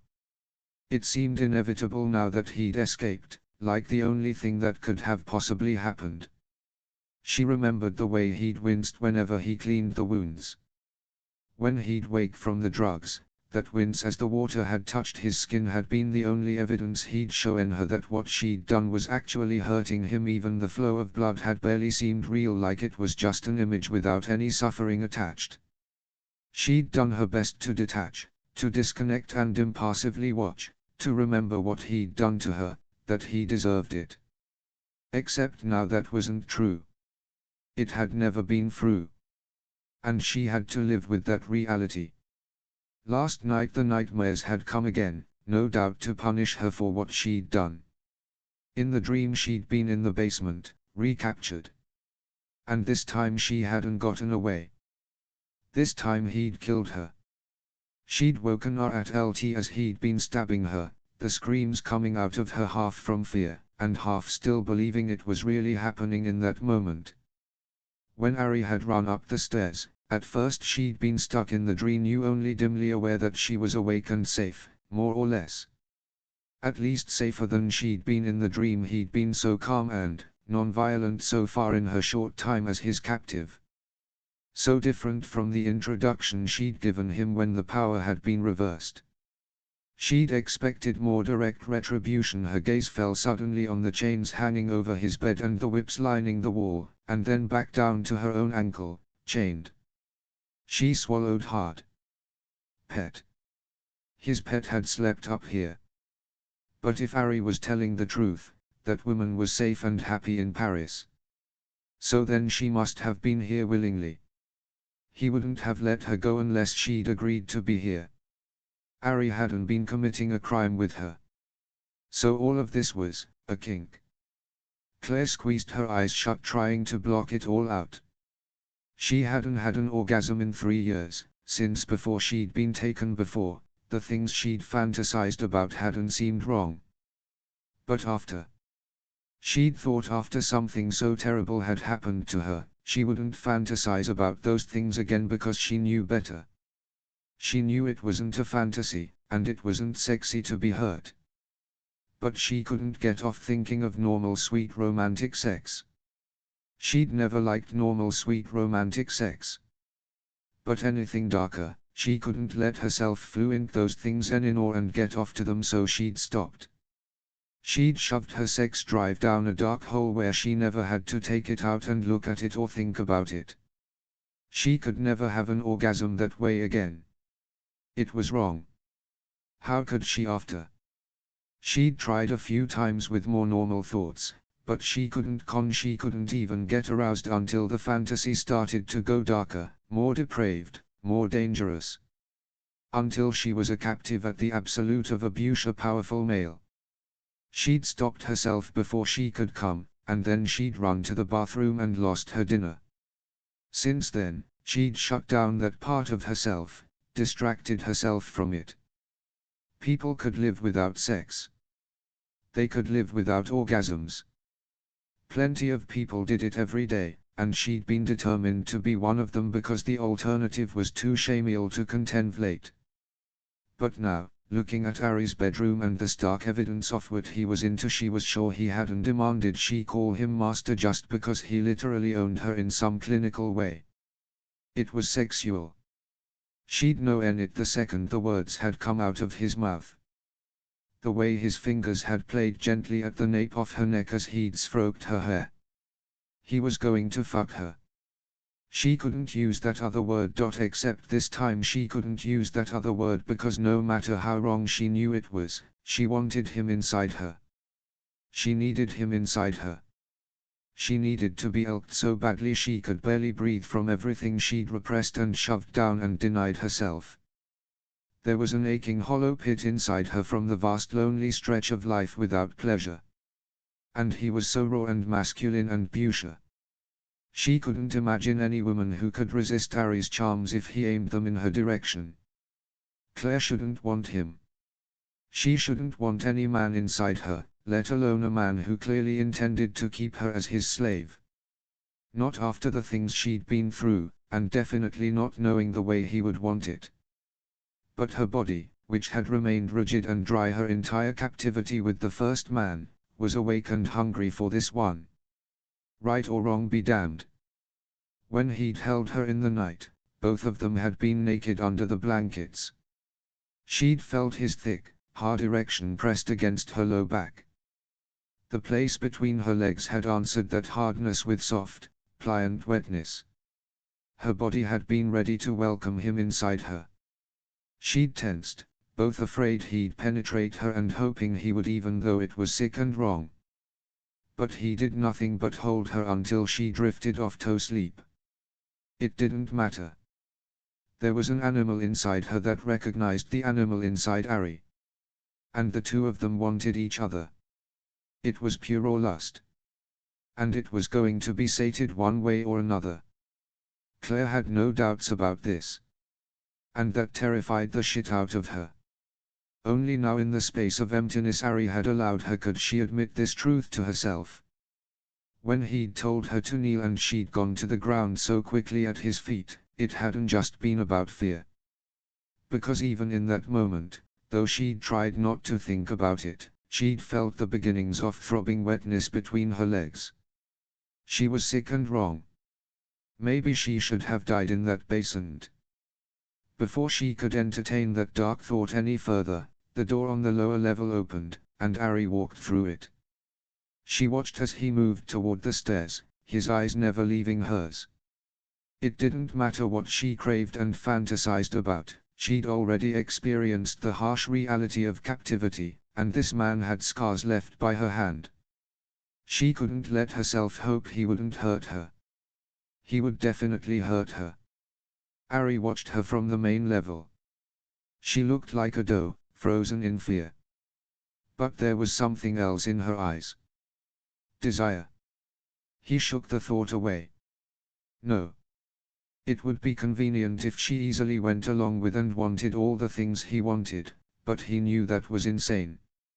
She likely didn't even want normal sex after what had happened to her, let alone what he brought to the table. What if he couldn't train her? What if he couldn't make her body respond as he wished?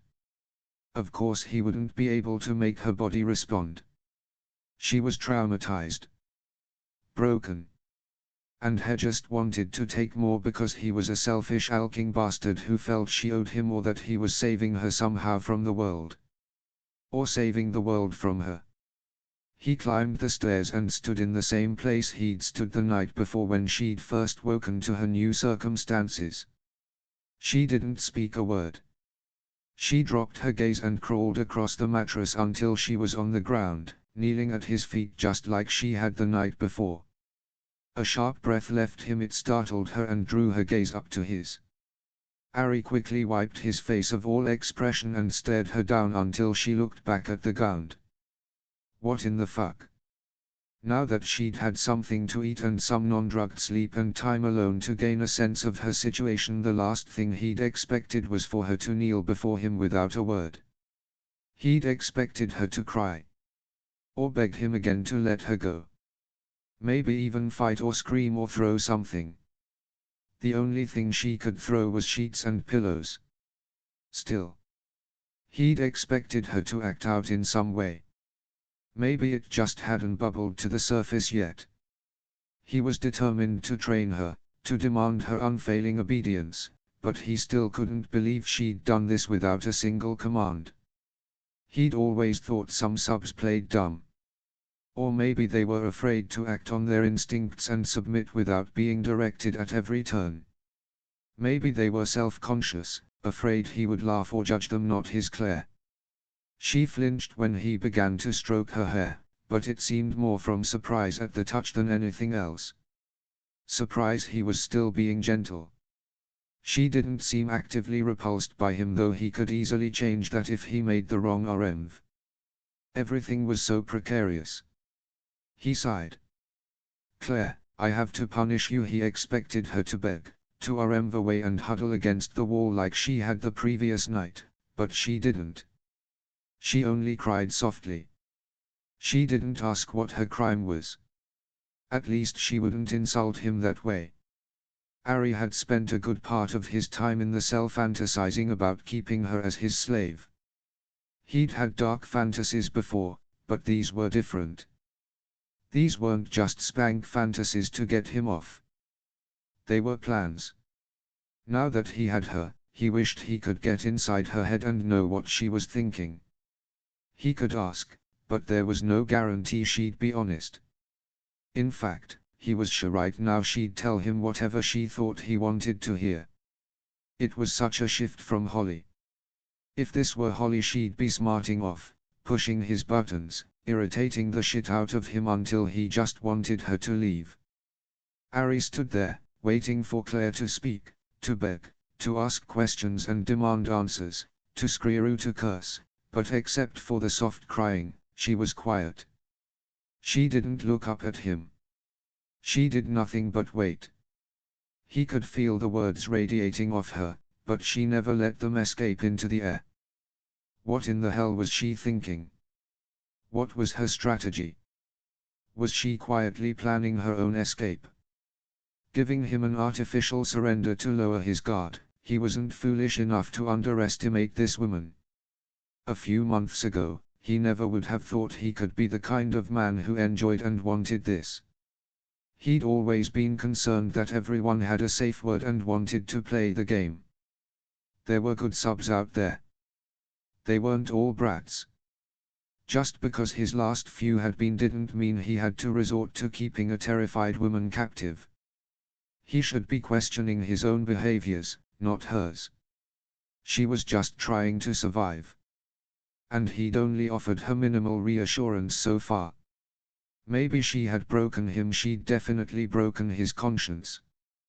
When he'd woken, he'd half expected to feel guilty, to go soft on her and make no demands. But instead he found no emotion inside him except the satisfaction that she now lived at his. Ari withdrew a piece of black silk from his pocket and tied it around her eyes. She jumped when the silk touched her, but she didn't pull away. She didn't beg. She seemed to have the crying under control. For now. A few silent tears slid down her cheeks every few seconds. He shifted her to uncuff the thick piece of metal from her ankle. Then he scooped her up and carried her down the stairs. He wasn't ready for her to see the rest of the house yet. When he reached the main level, he crossed to his attached master bathroom beside the walk-in closet. Neither door was visible from her small perch. She would enjoy this room when he was ready for her to see it. The bathroom had white and light grey marble tile in intricate patterns that mirrored the patterns on his vaulted ceiling. In the bedroom there was an oversized garden tub with generous counter space for candles and soaps and gels and lotions. Behind the tub was a large floor-to-ceiling window with an expansive view of the property and some of the closest to the house trees the estate had. A large glassed-in shower stood along another wall with floor-to-ceiling windows on either side. Despite the openness of this room, his large property and gated security ensured privacy, even if one felt exposed. Ari sat her down on the toilet. "Do what you need to do. Don't remove the blindfold." She opened her mouth as if she might protest but closed it again. He knew she wouldn't want him to watch her. It wasn't as though at all it gave him a thrill, but he couldn't leave her unattended yet. Soon enough, privacy would be a distant memory to her anyway. He opened and shut the door, then remained very still, his breathing slow and quiet. She turned her head as if trying to see he'd left. He expected her to remove the blindfold. Why wouldn't she? Surely she was curious and thought he'd gone. At the same time, she no doubt knew he could return just as quickly as he seemed to have left. She didn't touch the blindfold. She just used the restroom and flushed. Ari opened and shut the door again. "Did you remove the blindfold?" It would be the normal thing to ask if he'd actually left the room. "No, master," she said. "Good girl." She flinched as though she expected some blow to come despite her obedience. It unsettled him. This was wrong in every way a thing could be wrong. But he hadn't been able to leave her alone in a world she could no longer navigate, and he wasn't noble enough to pass up this opportunity or just keep her as his indefinite platonic house guest.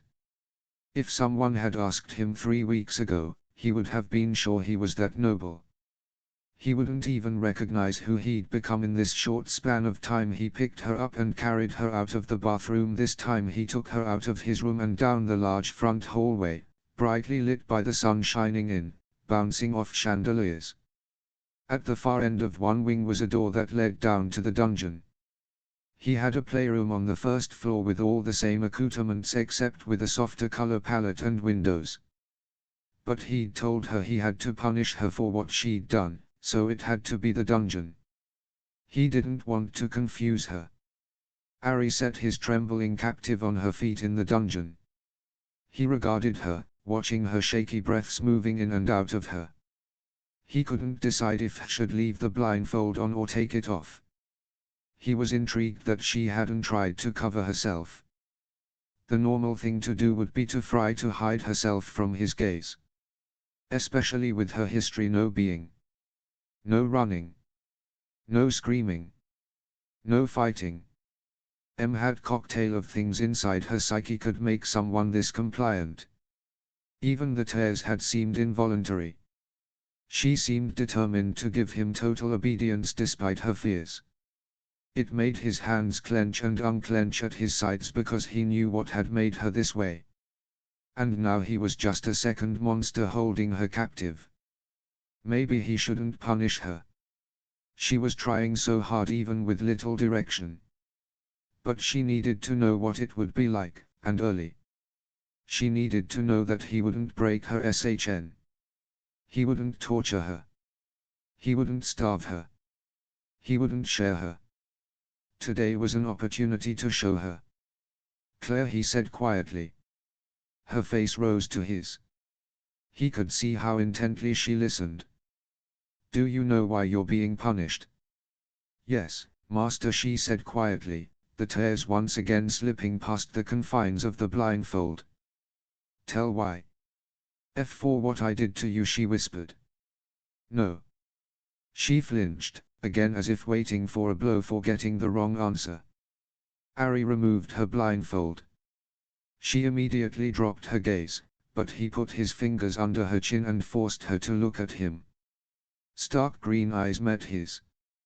You are being punished because you need absolution, and me just keeping you as my slave isn't enough. You need something more visceral. You also need to know I'm not going to harm you. Maybe that was why she cried but didn't fight. She knew she deserved punishment. The night before she'd begged him not to kill her. It hadn't escaped his notice that she hadn't begged him not to hurt her. He'd watched her shatter in that cell over and over when she'd beaten him. He'd been the one taking the lashes, but she was the one who cried, the one who broke apart.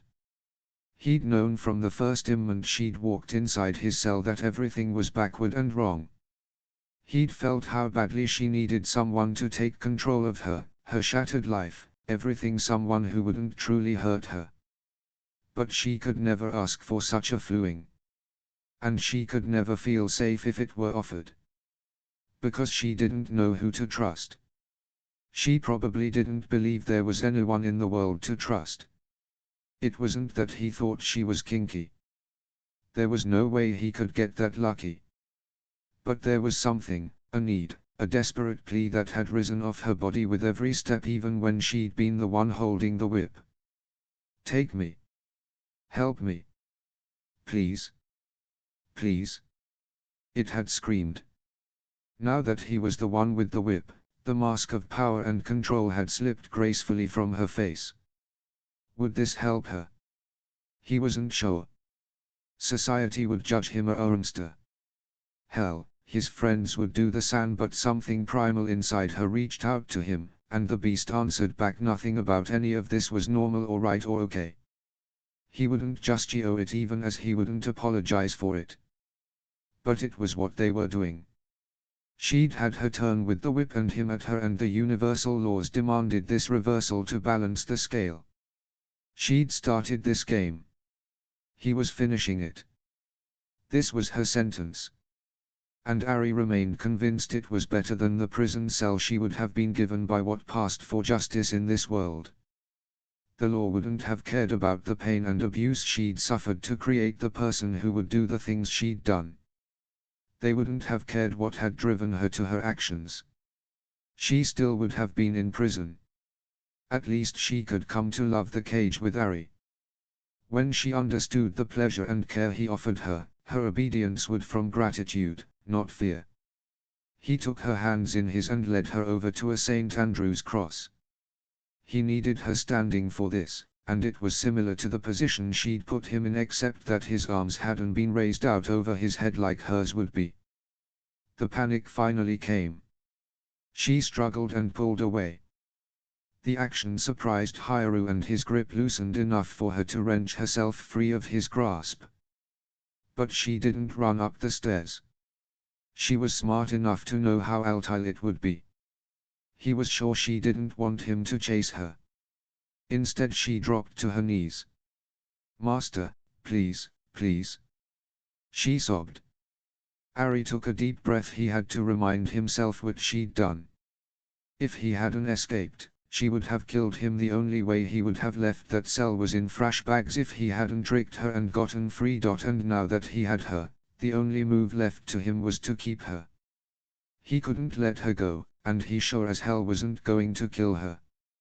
For better or worse they had to work their issues out between them. He crossed to the wall of gleaming hooks with varying styles and sizes of whips, floggers, canes, and crops. He took a whip almost identical to the one she'd beaten him with. When he returned, he dropped the whip in front of her. She jumped when it hit the ground. "Are you happier when you're holding the whip?" he asked. "Maybe you'd like to whip me again." She looked up at Hayaru horrified. "No, master." At least she was still addressing him properly. Ari moved back several yards and sat in a plush red leather chair at the other end of the room, giving her some space. "We aren't leaving here until that whip gets used. I can whip you, or you can whip me. Choose." She stared down in horror at the whip as if it might rise up and strike her of its own accord. It was unorthodox, but Ari was 100% certain that she couldn't bring herself to whip him again. This was the first step in her surrender. "Claire, if I whip you, I won't break your skin. I know what I'm doing with the whip, and I do not wish to damage you. But if you whip me, you will break the skin, or else. We can't have you changing up your methods. It has to be fair. So, who gets the whip? Who deserves the whip?" "The tears harder." "Master, please." "I can't. I can't." "You can't what?" "Whip or be whipped." By her head dropped into her hands. "Please." "I can't. If I whip you, it will be 10 lashes, no aremra. You will count them, then I'll take you up to the kitchen for breakfast. And I will never punish you again unless you disobey me." "And what if I whip you?" she asked. "Then you're still playing the villain. And you can't atone. You can't have absolution or peace." "Please." she whimpered.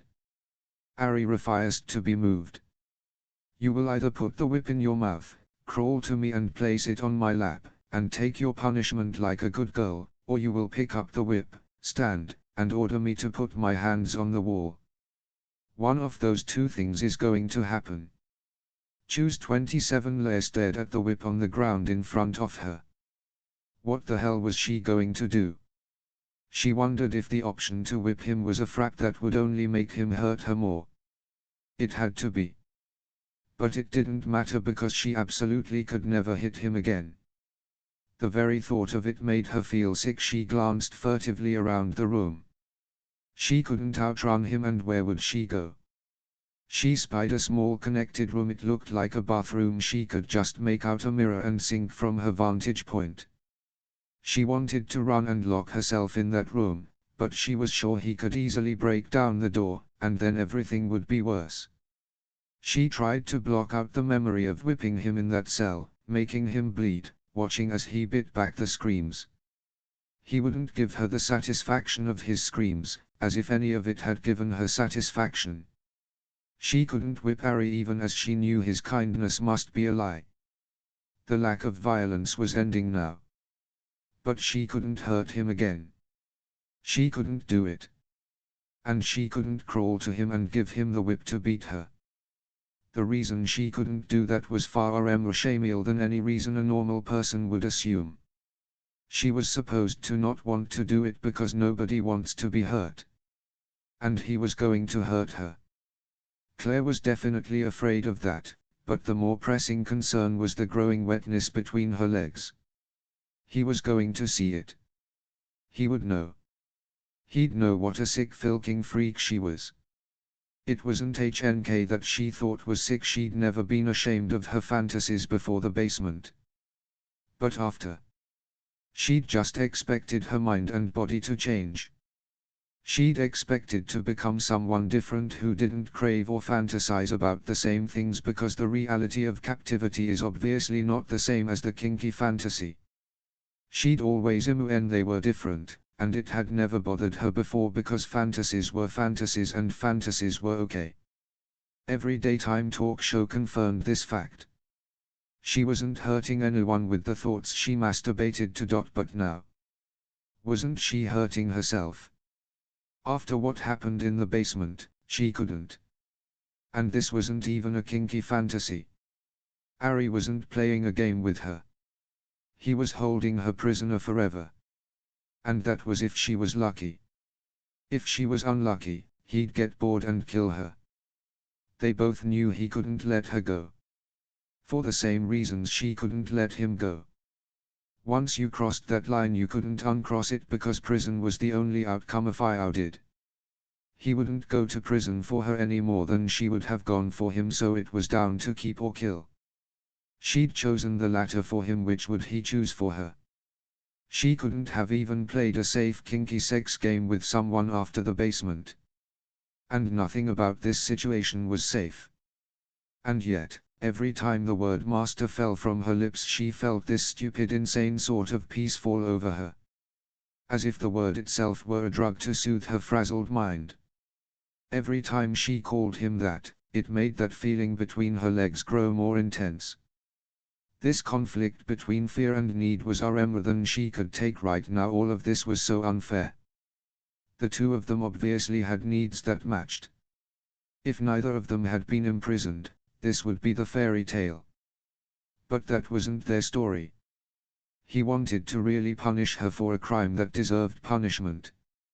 And she was too broken to ever be put back together. She pushed away the thoughts she'd touched herself to the day before that man had taken her and locked her in his basement. Her last orgasm, she'd been so gatial that her body hadn't responded to him or his friends during her captivity. She'd been so relieved her body hadn't turned against her because she could convince herself that her fantasies were different and they were still all QY even if she couldn't go there again. But now, it was all unraveling now. She chanced a glance up at the man now demanding she call him master.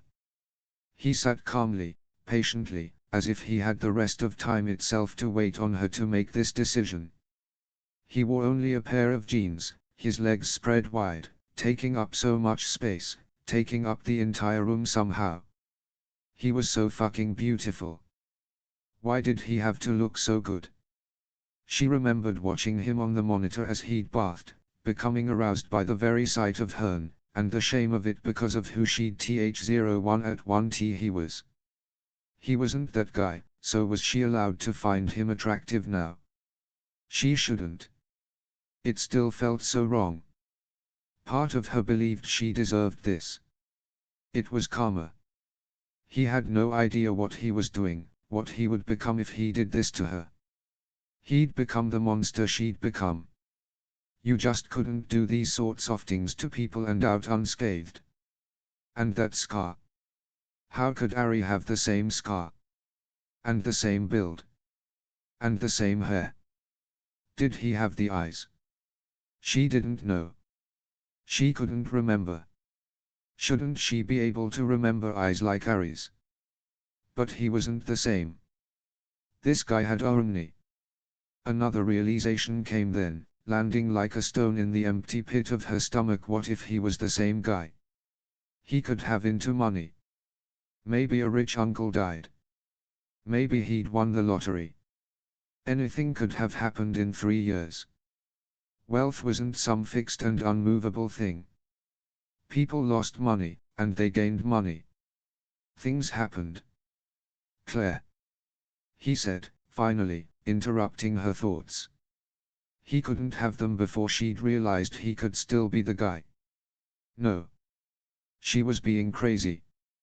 He didn't treat her at all the same way. His voice and tone were different. She may have forgotten a lot of details, but she'd never forget that. That guy hadn't been smart enough to maintain a ruse this long. Had he? Even if she'd convinced herself he'd spoken and acted differently in the cell to appease her because she had the power, he had it now. He didn't have to restrain himself. He didn't have to pretend. Why do you have that scar? She had to know, even as she wished she could stuff those words back into her mouth and never let them escape. Ari sighed. There was a long pause, during which she was sure he wouldn't answer her. But finally he spoke. I was in AHNK club playing with this girl. He paused again as if he wasn't sure how much he should say. We were doing something called edge play. Do you know what that is? She nodded. He raised a brow, surprised by that. A knife was involved, he continued. Claire's breath stopped. The panic began to rise up, pushing away the arousal she'd fought with herself over only moments before. Claire. Breathe. It was a command. I would never do that to you. It was a game both of us wanted to play at the time. But it was too much for her. She got scared and used her safe word. I was caught up in the moment and didn't stop immediately. She freaked out. When I let her go, she grabbed the knife and gave me this souvenir. He gestured to the scar.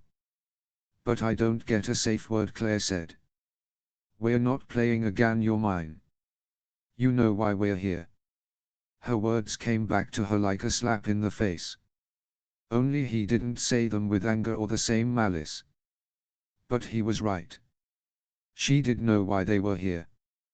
Because she'd slipped up, made a mistake, and let her prey escape to become the predator now holding her captive. Have you decided which one of us is wielding the whip today? Ari asked gently. It was such a mockery to pretend this was a choice. It wasn't a choice when she couldn't choose either thing. Would you rather have your arm cut off or your leg? Neither, thanks. But between these two impossible choices, deep down she knew there was one she could make, even though it was the most confusing option. Claire took a long shaky breath and met his gaze again. He knew the choice she'd made. She could see the recognition in his eyes. He nodded at her. It was the barest sign of approval, and it caused something to flip low in her stomach, and then the arousal was stronger than the fear again. She couldn't decide which of those feelings she wanted to be in control. Both of them were overwhelming, both of them caused her shan. She put the whip in her mouth and crawled carefully across the floor to Hearn, stopping on her knees between his spread legs. Her hands shook as she laid the whip across his th@1s. All the while her mind screamed, "What are you doing? Run! Run! You have to try," but she couldn't run. A man with this much money had some type of security. She'd never get past it. He was faster than her. He was stronger than her. She couldn't run. She'd barely been able to crawl. And all she could think was that run would only make it worse. She flinched when he bent closer. But he only touched her hair, petting her like the good dog he obviously thought she was. "Good girl," he murmured. "Master, please don't hurt 11K. If only she could stop this stammering, this tremble that came to her voice. Ari touched the side of her cheek. "It will hurt, but I won't damage you now. Go back over to the St. Andrew's cross, and stretch your arms and legs out." For he took her hands in his to help her stand. Then she turned and walked like a robot over to the giant X-shaped contraption he was going to tie her to. "Run! Run! Run! Run! Run!" But she didn't. She couldn't. Where could she go? If she had to go to another family function where they treated her like a stranger and told her she looked fabulous, she was going to die. If she had to work up the will to leave her apartment again by herself, she was going to die. What did it even matter at this point if Ari killed her? Wasn't she already dead? What was she so afraid of? What could he possibly do to her that hadn't already been done? It should make her brave. Strong, but she just wanted to be safe. She'd somehow forgotten her nudity in the midst of everything. There were so many bigger things now than her lack of clothing. Besides, she'd kept him naked in a cell, shivering while she blasted air conditioning on him. This was fair. It was fitting and appropriate. She couldn't bring herself to be indignant about it. She'd done the same to him, worse. At least he'd given her a warm bed and a fire roaring in the fireplace. He hadn't left her cold. She stood facing the giant X and spread her legs and reached her arms out over her head. Then he was next to her, binding her arms and legs while she cried. "Shhhh," he said, stroking her back. "You will be fine. Everything will be okay." Why would he say that to her if it wasn't true?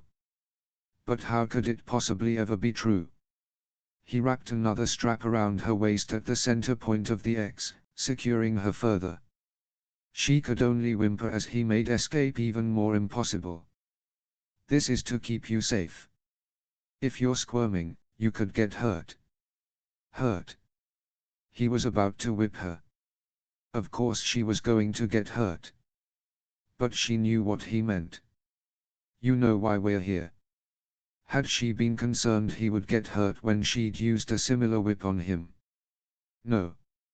He'd had to protect himself with his own force of will not to RM so the whip wouldn't cause even more damage than she'd intentionally delivered. That thought made her shudder. Ari stroked her back again. He ran his fingers her hair, then he was wrapping an elastic hairband around first the hair on one side, then the other, making low pigtails. She didn't know where he'd gotten the hairbands. Were they in his pocket? "We don't want your hair in the way," he said as he pulled the secured hair forward over her shoulders. "How many lashes?" he asked. 10, master." "And you will count them?" "Yes, master." He pressed a kiss to the middle of her shoulder blades, just below her neck. "Good girl." She wished she could squeeze her thighs together, but such a thing was impossible in her current position. She was too vulnerable to him, and that twisted thing inside her mind responded with even more excitement. He would see it. He would know. It was too shameful for him to know this was tuning her on. What in the alk was wrong with her? Without warning, the whip came down across her back, leaving a sharp stinging burn in its wake. "One," she said through her tears. He was at LT, it hurt. But she'd been whipped before, and even though it was only the first strike, this time was different than the basement. The next few lashes confirmed it. She could feel his control in each strike. This was definitely not the same man. Relieved tears flowed out of her. The man in the basement hadn't been controlled. He'd just beaten her in a wild out-of-control savagery. Even though Ari was whipping her, it wasn't like that. The scar was just a alked-up coincidence. It wasn't the same guy. More relieved tears. "Count," he reminded her, gently when she stopped. "S6," she said. He stroked her back. She shivered as he ran his tongue over the warm welts she felt rising on her flesh. They throbbed a little.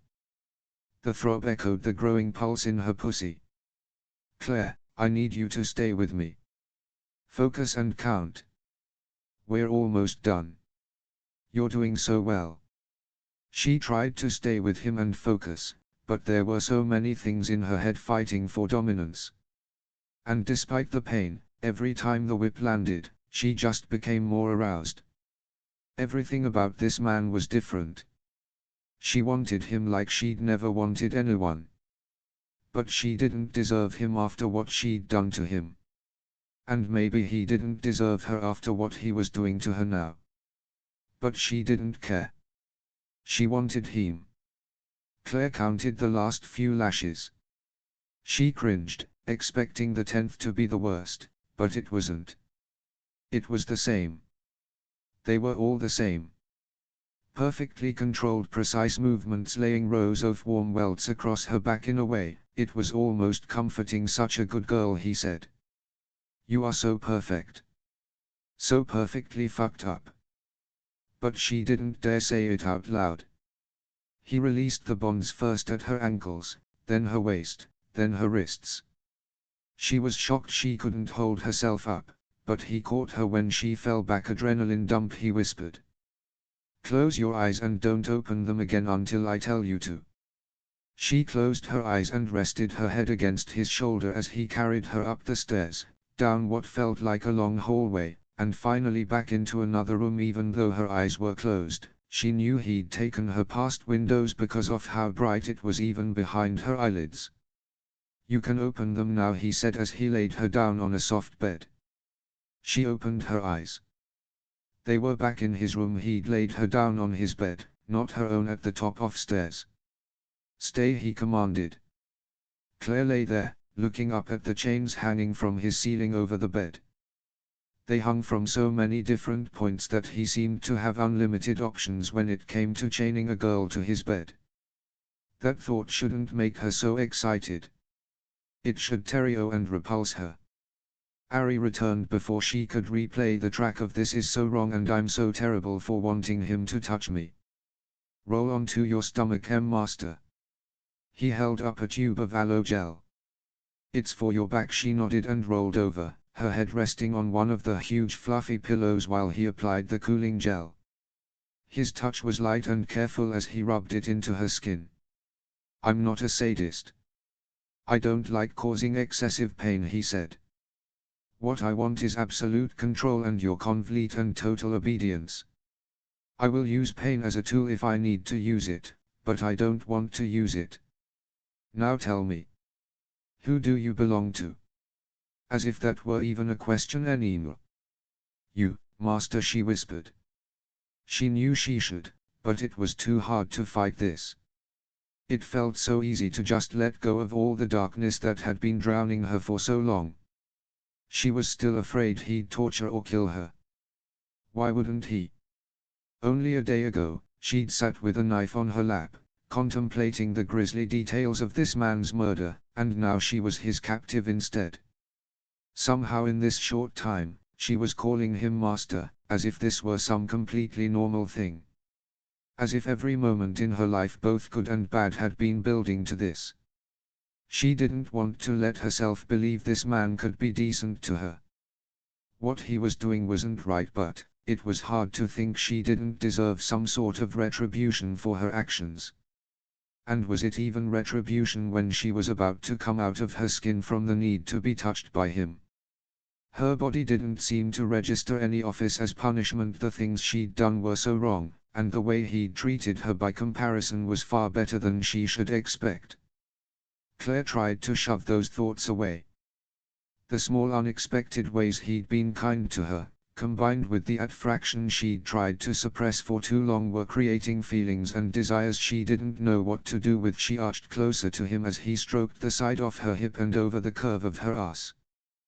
Then he trailed fingertips from one ankle, up her leg. He didn't even get to the top of her thigh before he reached the evidence of her arousal sliding down to meet his welcoming fingers. "Do you need to come, little one?" She couldn't stop herself from giving him the truth. "Yes, Master," she breathed, drawing one knee up, exposing herself further to Hyaru, her body being him to give her the pleasure she'd been denied for far too long. She let out a strangled gasp when he started to stroke between her legs. She hadn't quite believed he would really touch her there, that he would let her feel pleasure after all the pain she'd given him. She didn't care how wrong it was, she needed him inside her. She wanted him to bend her over and a1ck her. She needed to forget everything in her life for just a little while. She needed the oblivion that she knew his touch could bring. Claire moved with him as his fingers pressed deeper inside her. She'd never been this wet in her life. She'd thought she could go without sexual pleasure. She'd been so wrong about that. Right now she had to come. She didn't care if it was wrong.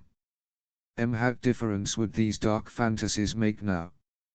Would it really make anything worse if she surrendered her body to this man's touch? "Please," she whimpered.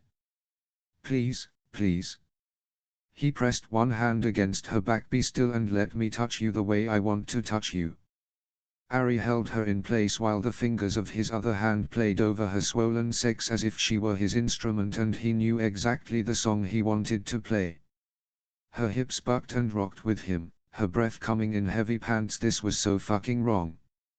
She was even more turned on by the way he held her down, demanding her complete surrender, insisting on controlling the exact position she laid, the exact angle at which his fingers brushed her sex, not letting her have even the smallest input in how she would get off. His touch went from gentle teasing to a hard, punishing finger fuck. She was so far gone that the pleasure only mounted higher the more rough his touch became. There wasn't a way he could touch her in this moment that wouldn't result in her climax. Come, he demanded. His voice had gone harder than she'd heard it since her capture. But instead of fear, that guttural command only made her body respond "Arengl." Claire let go of the tenuous string of control she'd been holding and allowed the orgasm to crash over her. The intensity of sensations he created caused tears to flow down her cheeks. Yes, Ari gulled. Give it all to me. Fuck yourself on me fingers. She writhed and moaned, jerking against his fingers until she was wrung out. Until she couldn't come anymore. He finally pulled his hand away. Good girl. They stared at each other for a long time before he spoke again. When was the last time, Claire? She didn't play dumb. She knew what he was asking. Nobody had an orgasm that hard that quickly and easily unless there had been a drought. That sort of frenzied desperation only came from long denial. She looked away, unable to elicit his gaze. 3 years. 3 years since your last orgasm, even by yourself. Yes, master.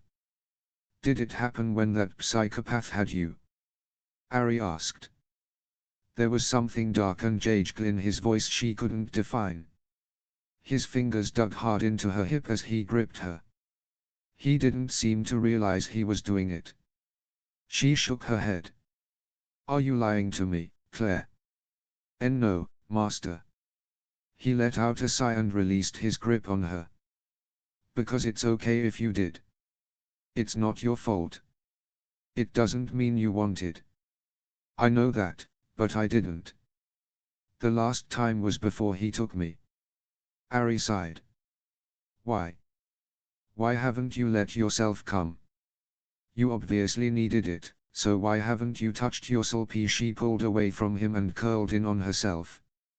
For the first time, her nudity was becoming a problem. She felt too exposed. She wished he'd stop looking at her like that. It wasn't fair. He had on jeans. And she was left naked and vulnerable, having a conversation she very much did not want to be having. Claire. I just can't, okay? She shook her head and curled into a tighter ball. She flinched when he touched her back. Would you rather tell me or go back to the dungeon? I won't allow you to keep secrets from me. Was Ari as bad as that other man? How was he any different?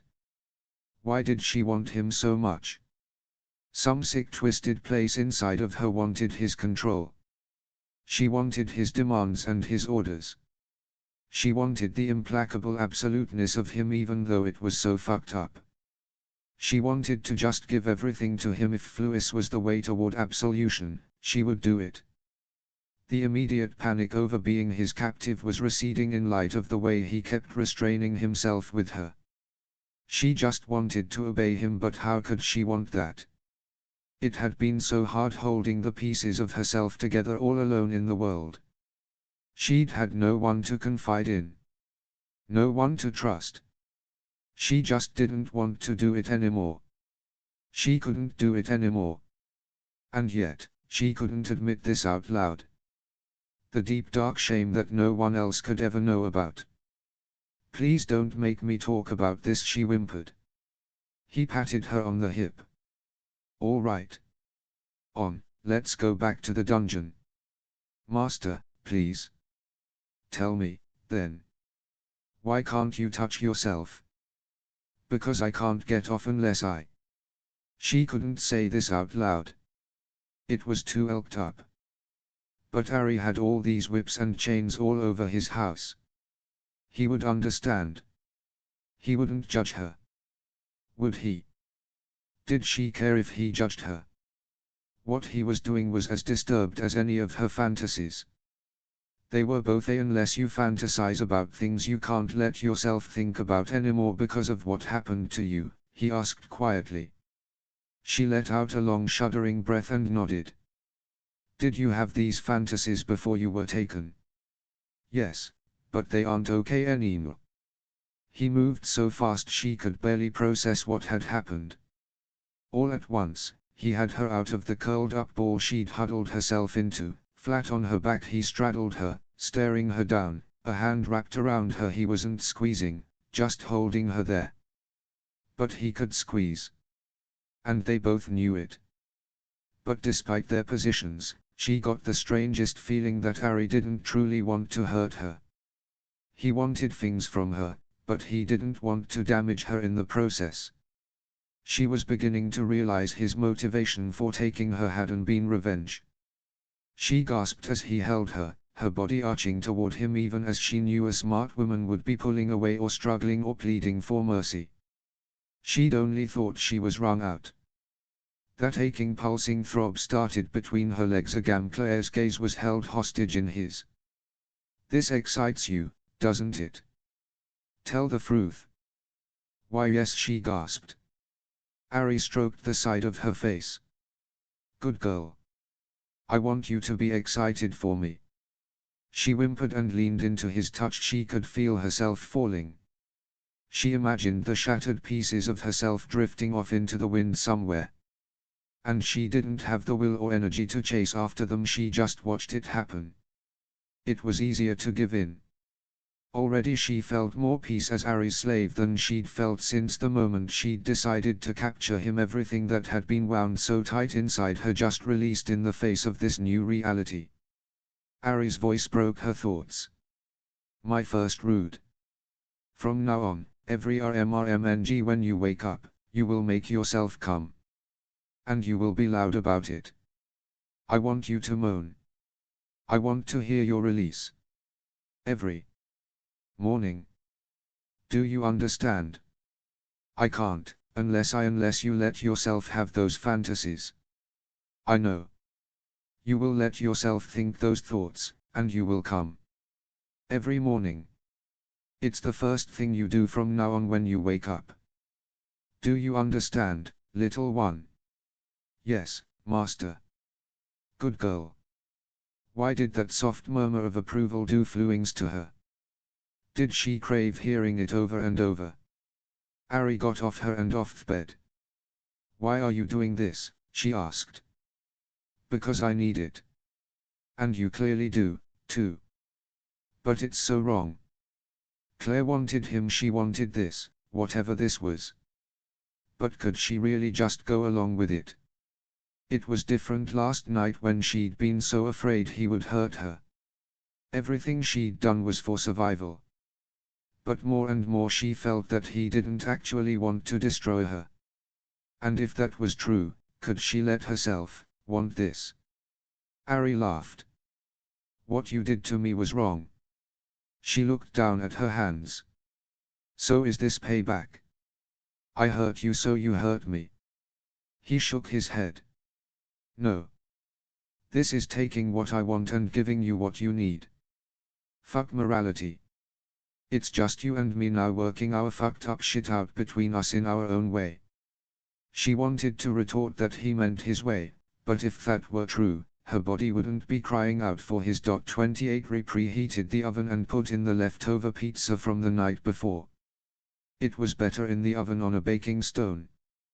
While their food heated, he put a coat on and went out to the garage.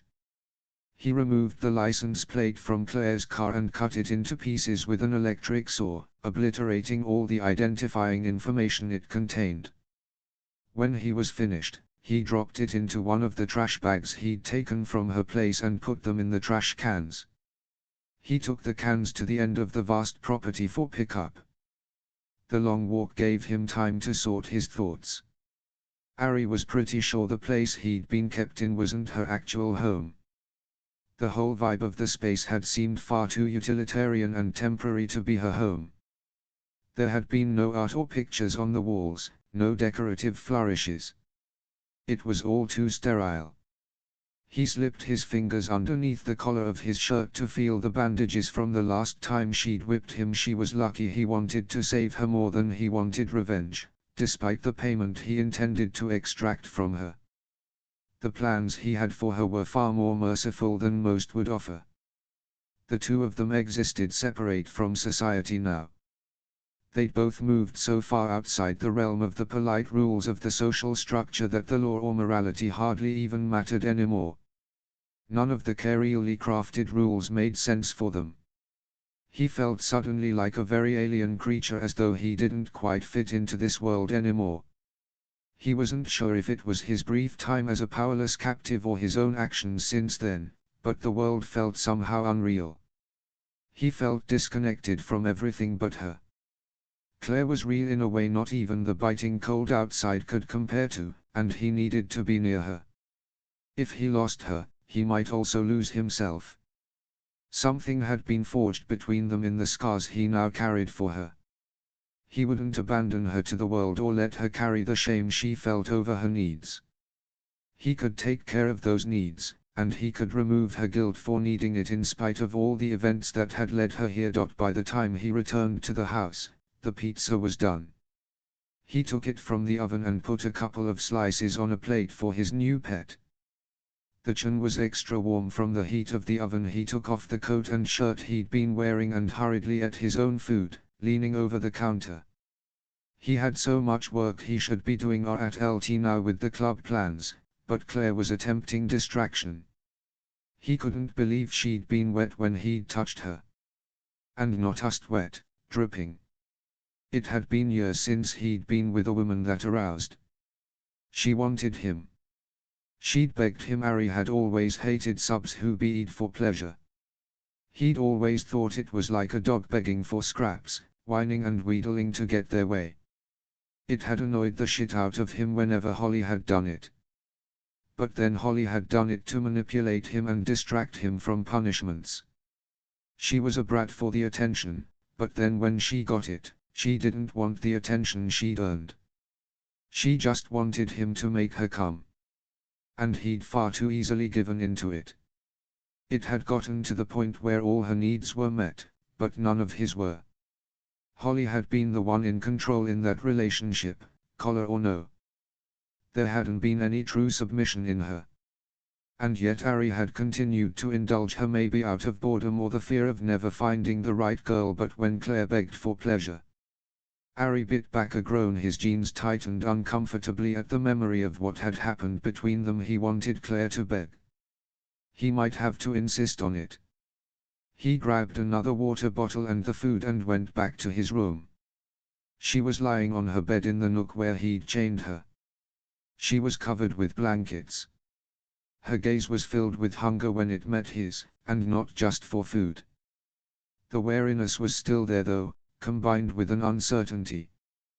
This time she didn't kneel. He found himself disappointed, but she'd been acting from fear before, and he hadn't truly laid out his expectations beyond her daily morning self-care. And she no doubt felt more self-conscious after her first orgasm in 3 years. "Kneel," he said softly. Claire pulled back the blankets and crawled over to him, stopping on the floor next to his feet. She'd just been waiting for direction, for parameters. He pressed the bottle of water into her hand. "Good girl. When I come up here, I want you to kneel and wait for me to decide what to do with you." Her breath hitched in her throat. "Yes, master," she whispered. "I'm sorry, pizza is all we have. I need to go to the store." She looked up suddenly, panic straining her features. "Please don't leave me alone." Then the tears came. Ari took a deep breath, reminding himself she wasn't Holly. She couldn't be a brat because he had all the power. He placed the plate on the bed and sat on the floor beside Claire and brushed the tears off her face. Shush. The panic over being left was obviously linked to her former captivity. Ari bit back the curse that almost slipped past his lips. How could he keep her locked up like this, given her history? He should give her free rein of the house at least. But he wasn't ready. He had to be firm with her. It was the only way to keep this rare thing he'd acquired. He wouldn't half-ass this no matter how much he wanted to. He was finally willing to admit that part of the reason he always ended up with brat subs was his own too lenient training methods. He wouldn't keep making the same mistake. The desperation Claire had to please him would fade away if it was too soft too soon. She had to earn time out of the nook. "I won't be gone long," Ari said, stroking her hair. It was still in the low pigtails he'd put it in to get it out of way down in the dungeon. And he had a thing for the schoolgirl look. He had too much work to do to be out running domestic errands. But he'd have to go out anyway when he went to get her collar from the jeweler. Holly had left hers behind, but he wouldn't give it to Claire. It was bad luck. His previous pet had picked out her own collar, and Ari had never liked what she'd chosen. It was too ornate and tacky for his taste. He wanted a gold band for Claire. Classy and elegant, but simple. Ari took a slice of pizza and held it out to her. She opened her mouth and took the food from his hand. Neither of them said a word. He just hand-fed her like a bird until the plate was clean. "Claire," he finally said. "Yes, master." She still knelt on the floor where he'd ordered her, even though he was on the ground beside her. "Tell about the scar." She tensed. "What do you know what the scar on my chest? What does this scar mean to you? Or what did you think it meant?" He was surprised he hadn't already pulled this answer out of her. After all, it was the one question that had taunted him for weeks in the cell. She looked as though she might shut down again, but he gave her a stern look. Her gaze went down to her hands, and she took a deep breath. "That last night, he was going to kill me. He had a big knife. When I escaped, I grabbed it and slashed him in a big diagonal motion. I know I got him. I felt the knife go into him. So when I saw your chest, I thought it was more evidence you were the guy. He would have had a scar exactly like that. And it seemed too crazy to me that there would be multiple men run_LNG around in the world with your build and hair and that scar." Ari sighed. Claire cringed when he stroked her hair. "I'm not going to hurt you," he said. "You're really never letting go, are you?" she asked, tears still moving down her cheeks. "No," Ari said. "Never. How is that going to work? You'll get bored eventually. When you do, what does that mean for Lucaten's scared green eyes rose to his. "You are mine, little one. It doesn't matter how we got here. We're here. Can you honestly say you don't want the things I can give you?" She remained silent, but they both knew he was right. The way she responded, the fantasies she'd admitted to, the dyings she needed, the things he could provide. At this point, with all both of them had gone through, it was foolish to deny the alchemy that had taken place between them. "What would you do if I let you go back out into the world? What are you losing out there?" "Nothing," she whispered. That single word confirmed everything he'd suspected since he'd first laid eyes on her. That stark, hollow loneliness. He'd wanted to take her out of that loneliness from the moment their eyes had first locked. Maybe he'd always known. Even when it seemed impossible, and she'd been the one in control. She was always supposed to be his. "So you will obey me, and I will take care of you and give you pleasure. It's very simple. And when you get tired of 11K. "Oh Claire, I will never get tired of you." She remained silent, likely doubting the promise in his words. Eventually she would know it was true. Fate had given him this girl, and he wasn't about to reject the generous gift. Claire woke the next morning in her bed in the nook, the chain secure around her ankle. Ari had slept downstairs in his own bed. He hadn't filked her yet. He'd allowed her an entire day free of that intrusion, even though they both knew she wanted him inside her. She couldn't deny it even to herself. The possibility of their joining and the anticipation of it hung on the air, a palpable pleasure. Even as she wanted him, she was afraid. What if she had a flashback? What if she couldn't handle it? Even though they hadn't had sex, everything he did with her was somehow sexual and promised dark carnality which she both wanted and was afraid to taste at the same time. The way he'd started feeding her from his hand. The kneeling. Her nudity. The obedience.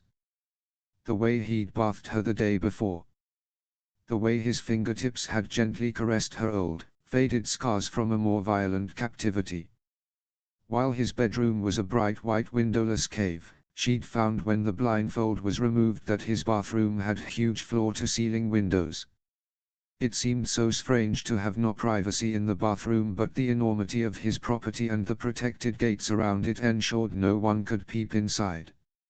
Still, it had been both nice and strange to sit in a tub and be able to see the trees next to the bathroom while red birds twittered away in the snow-covered branches. Claire's face flamed as the memory shifted away from the scenery and to the feel of his soapy fingers caressing her breasts and stroking between her fluids. The careful, deliberate way he'd touched and watched her, and the helpless way she'd opened herself to that touch. She hadn't offered him the slightest resistance after her punishment in the dungeon, and it wasn't from fear of the whip. She couldn't even pretend she didn't want his hands on her. Even now, she was too aroused by the sharp memory to deny it. From the moment that first whiplash had fallen across her back, she'd had little room for anything in her mind but Ari. Instead of waking with some memory of the basement, she'd woken with the memory of his large hand between her legs making her come, first lying spread open across his bed, and then later in the bath. Claire. Ari called from the main level. His deep, growling voice caused her stomach to flip. "Why yes, master." She quickly crawled out of the bed to kneel on the floor as he climbed the stairs. Her gaze dropped to the ground. He hadn't told her to look at the ground. It was just hard to meet his gaze after the things she'd been thinking. "How long have you been awake?" he asked. I don't know. Maybe 15 minutes. "Why aren't you touching yourself like I told you to? Every morning. Was I not clear enough?" She felt herself go rigid under his scrutiny, unable to respond to his demand. "I want to wake up every morning to the sound of your orgasm," he said. "I woke to very disappointing silence this morning." "Do you want to disappoint?" "No, master." She felt tears begin to slide down her cheeks. "Good girl. Start. It's not a call, but watching a live show is nice, too. I might be moved to forgive you for the disobedience this time. But don't make it a habit." "Master, I can't." "Why not?" His ice blue gaze froze her from the inside out. There was a hard challenge in his eyes. "You know why." She held her breath. She just couldn't think those things and bring herself to orgasm. She'd thought she could. She'd rationalized and reasoned and justified. It wasn't as though thinking these forbidden thoughts changed her situation in any way. What harm could it do now? "Lie back on the bed and spread your legs." Claire obeyed the command. This was so much easier. He told her what to do, and she did it. After all, how could she else? There was a dungeon downstairs. And whips. And it wasn't as though he needed props to be a threat. He was so tall and broad and muscled. He owed her so much pain for what she'd given him. They both knew that. It was easier to follow his orders than to initiate these things on her own. She could admit that she wanted him and even the sexual fantasies he promised to fulfill, but she didn't know if she could surrender all in her own mind. Giving him what he wanted this time meant not just giving him her body, but letting him control what she thought about, because the only way to perform the physical act to convulsion was to let those dark thoughts free from their cage inside her mind. Her gaze drifted to his chest. He was tall and broad, but his muscles weren't bulky. He'd lost some weight in the time she'd had him, but he hadn't had bulky bodybuilder muscles even then. Ari's muscles were all about performance. Strength. He was sleek like a jungle cat. And he had that V that dipped underneath his jeans, taunting her. She could see he was hard and ready. Yet he hadn't made her touch him or suck him. He hadn't fucked her yet. She licked her suddenly dry lips. "Was there something here you wanted?" Ari asked, a smirk inching up his face. Yeah, he knew how appealing he was. He was just as beautiful and dangerous as the animal he reminded her of. Claire didn't have an answer to his question. She was afraid to say yes, but she couldn't say no. Mercifully he didn't push Tomorrow you will do this without my help. But today I will give you the images you need to get off. Put your hand between your legs and start rubbing your clit. And don't take your eyes off mine. If you want even a little privacy for your morning orgasm, you'll do it on your own in the altar. I can either just hear it, or I can hear and watch it. Do you understand? Why yes, master. He might think it was harder for her to look in his eyes to do this, but it wasn't. Following his direct orders, convincing herself terrible things would happen if she didn't, also she could let go and feel pleasure, it was so much easier than dredging up those fantasies she'd kept locked away for so long. But for today at least, Claire could leave that box closed and locked. She didn't need it. Ari began to paint a picture in her mind. Let me tell you what will happen between us, little one. I want to be sure you understand it fully. I am going to train your body to obey my every command. I plan to train and use every hole. You will learn to properly offer these things to me for my pleasure. A gasp left Claire's, her hips moved with her fingers as she stroked herself. His words made her pussy ache from the need for him to fuck her. And that low growl in his voice. It was as if his voice alone could call forth the wetness that already began to coat her fingers. You will kneel and crawl and obey. That is your life now. The only thing you concern yourself with from now on is what will please your master. I'll take your mouth and teach you to suck and swallow like my good and dirty little whore. A whimper. Master, please. I'll take you down to the dungeon, tie you down and paddle your ass. When the wetness is dripping down your thighs from the paddle, I'll fuck your tight little cunt. Once I'm pleased with that, I'll start training your ass to take 11k. Ari couldn't get any further with whatever else he planned to say because Claire couldn't hold back the orgasm any longer. She moaned loudly, not caring about the sound. He wanted to hear it, after all. She writhed and bucked against her fingers, giving him everything he demanded as she took her own pleasure. Finally, her orgasm subsided. She lay on the bed, her breath still coming out in pants, her gaze still locked with his. He smiled. Good girl. 29 Ri went to the closet and grabbed a blindfold and took the key to the chain off his dresser, then he went back up the stairs to her. This time, he didn't have to tell her to kneel. She did it easily. He stroked her hair, and she leaned into his approving touch. Ari unlocked the chain and carried her downstairs to the bathroom. Use the bathroom, brush your teeth, and take a shower, he said before leaving her alone. He'd be glad when she was free to roam the house, but for now, this level of dependence would more tightly forge the bond he wanted between them. He wanted her to remember that every bit of pleasure, every small comfort, every basic need, came from him. He stepped back into the bathroom when she was in the shower and sat on the edge of the tub to watch her.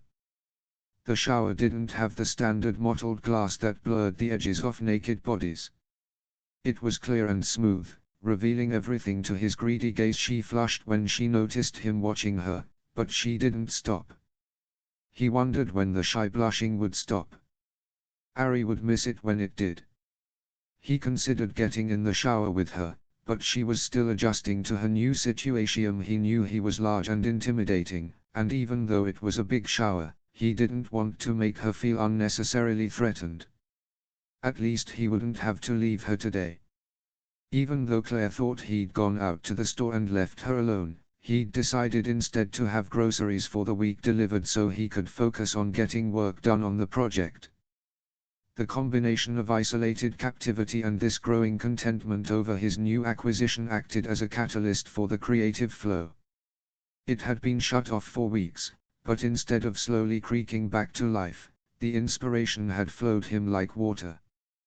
He'd worked well into the night and had made a lot of progress on the plans. Creative and structural problems which had plagued him before Claire had magically seemed to unlock, giving him all the answers he needed to meet his looming deadline.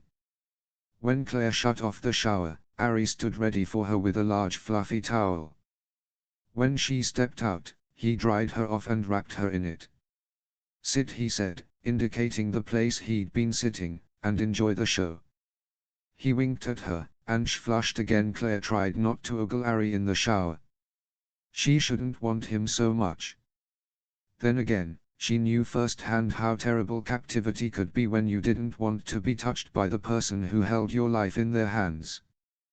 Was this the better option? To be held captive by someone who lit all your nerve endings on fire in all the best ways.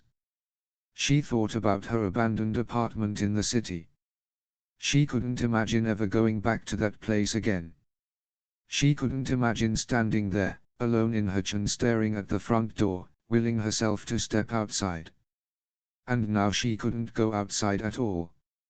Not unless Ari decided to take her out. And why would he? It would be too much of a risk. Her supposed freedom in that apartment had felt too open-ended, like it could stretch out forever without another person ever joining her in her life. Such a thought should have given her comfort after the basement, but it didn't.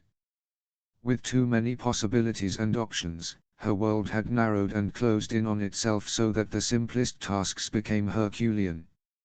And now everything was so small, except for the larger-than-life presence in the shower.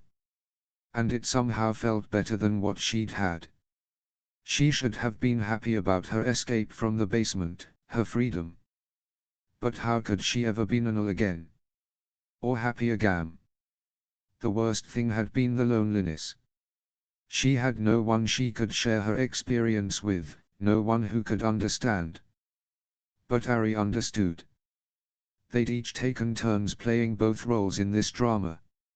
He filled up all the empty spaces. The screaming void of a solitary person with no companion was gone forever now. And even though she knew she shouldn't, a part of her trusted this fucked up bond between them. It felt strangely structurally sound. The water shut off, and Ari got out of the shower. She watched the water drip off him as he bent to pick up a towel from the bottom shelf of the towel rack. But when he stood again, she got a view of the marks she'd left on him and winced. It was worse without the bandages hiding her crime.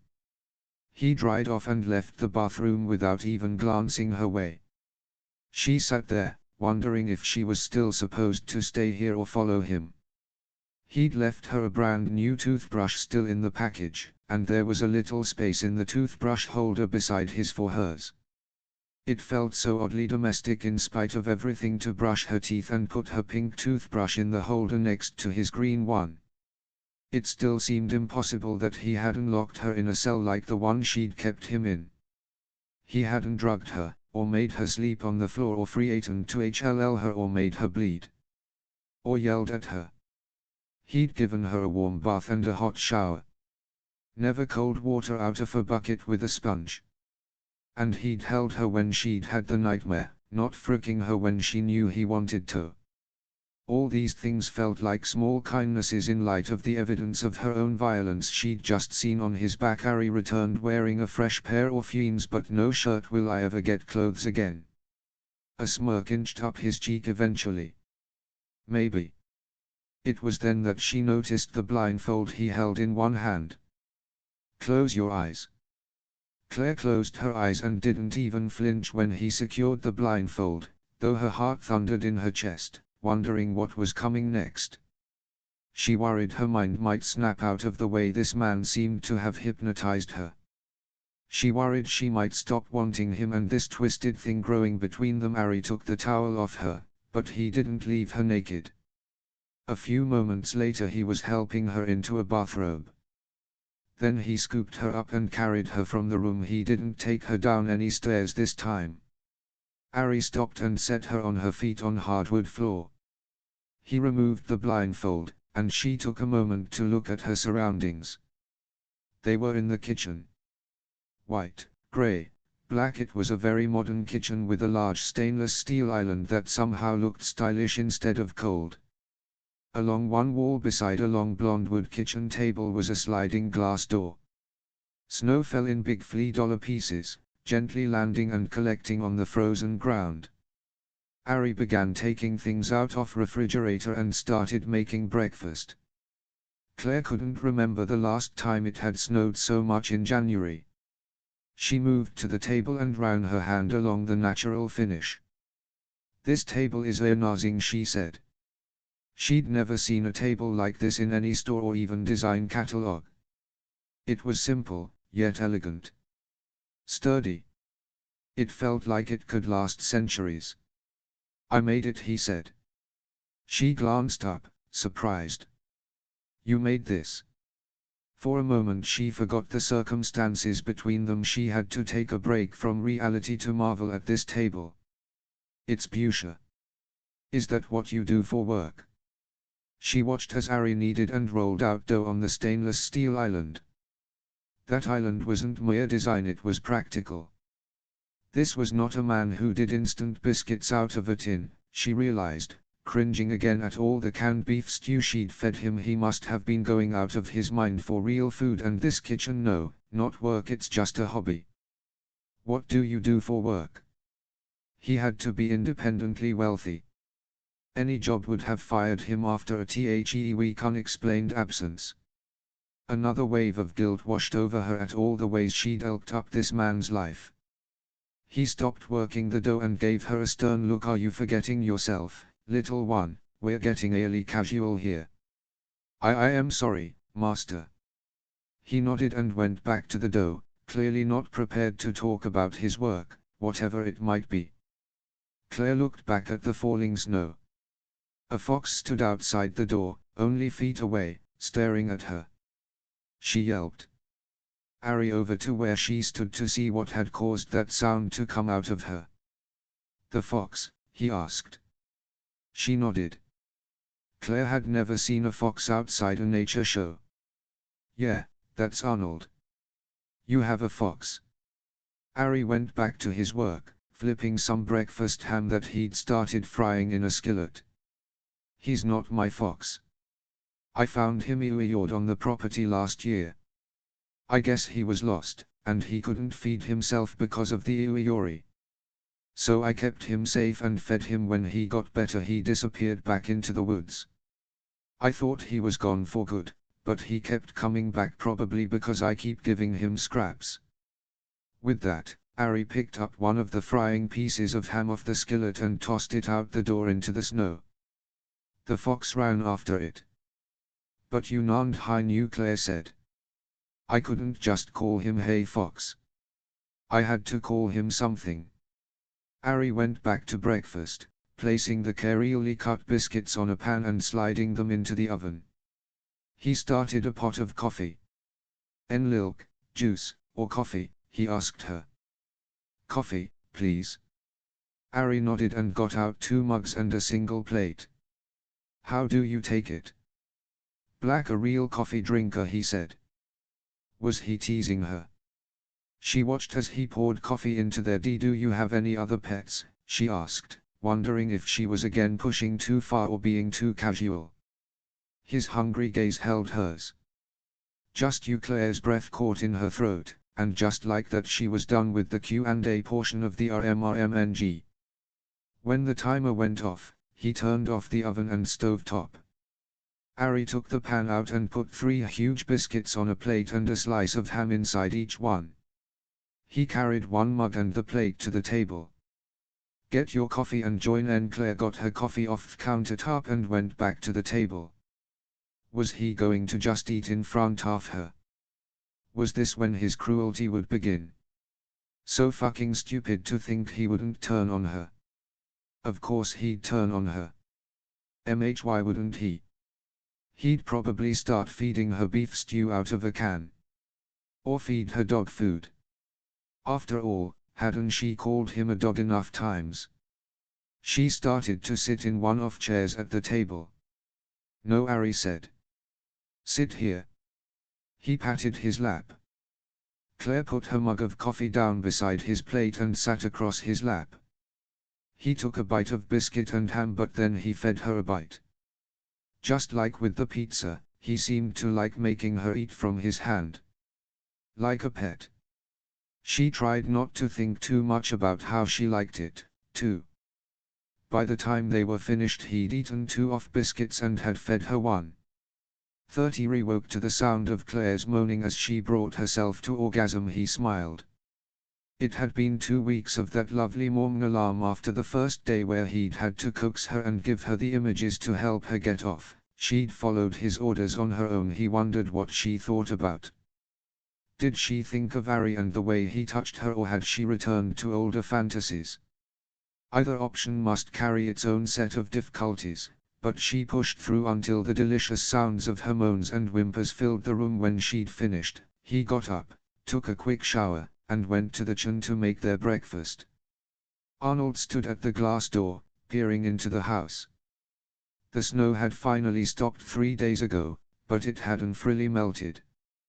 Patches of grass showed through where the sun's rays had melted some of it the previous day.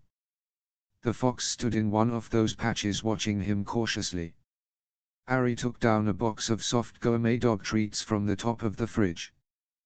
They were hidden behind the boxes of cereal. He couldn't say exactly why he'd hidden them, knew why he didn't want Claire to know. He didn't just feed the fox scraps.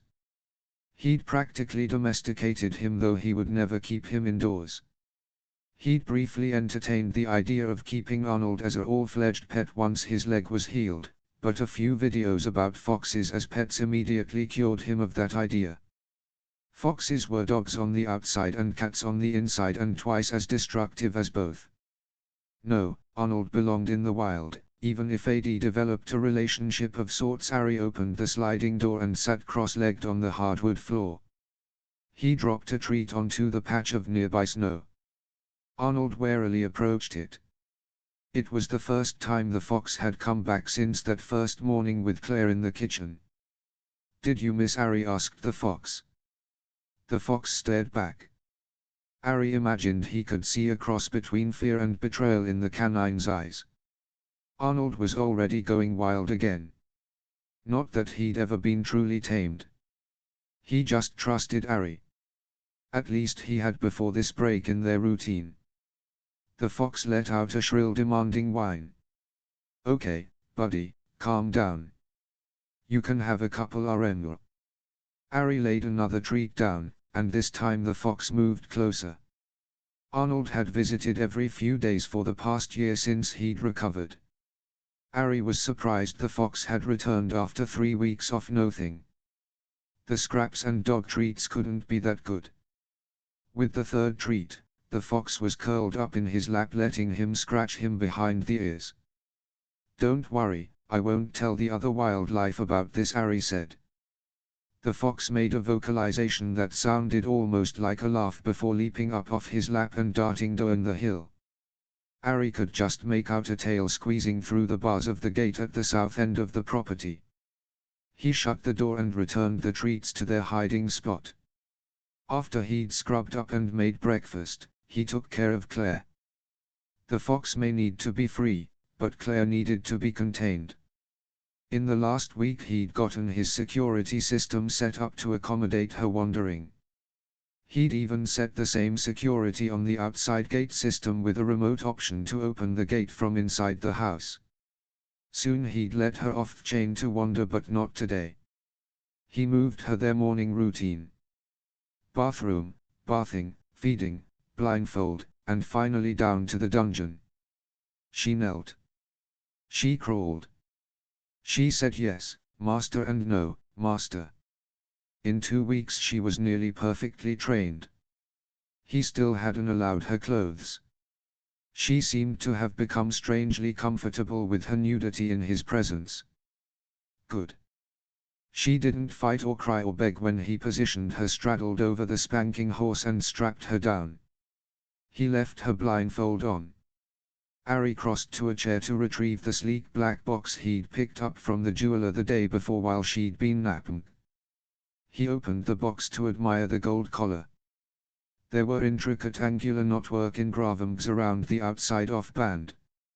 A few days ago Ari had held his hands around her throat to estimate a measurement while she'd held her breath unsure of what he was about to do. He hadn't mentioned the collar. He didn't want it too tight. He wanted it to rest lightly against the edge of her collarbone so he could still kiss and suck at the skin on her neck above it. He hadn't filked her yet. Not in any way. He couldn't bring himself to cross that line with her until he was sure she needed it. It wasn't enough that she just wouldn't be traumatized or that she could tolerate it. She had to need it. He'd given her pleasure each day, but denied himself outside his own self-care in the shower.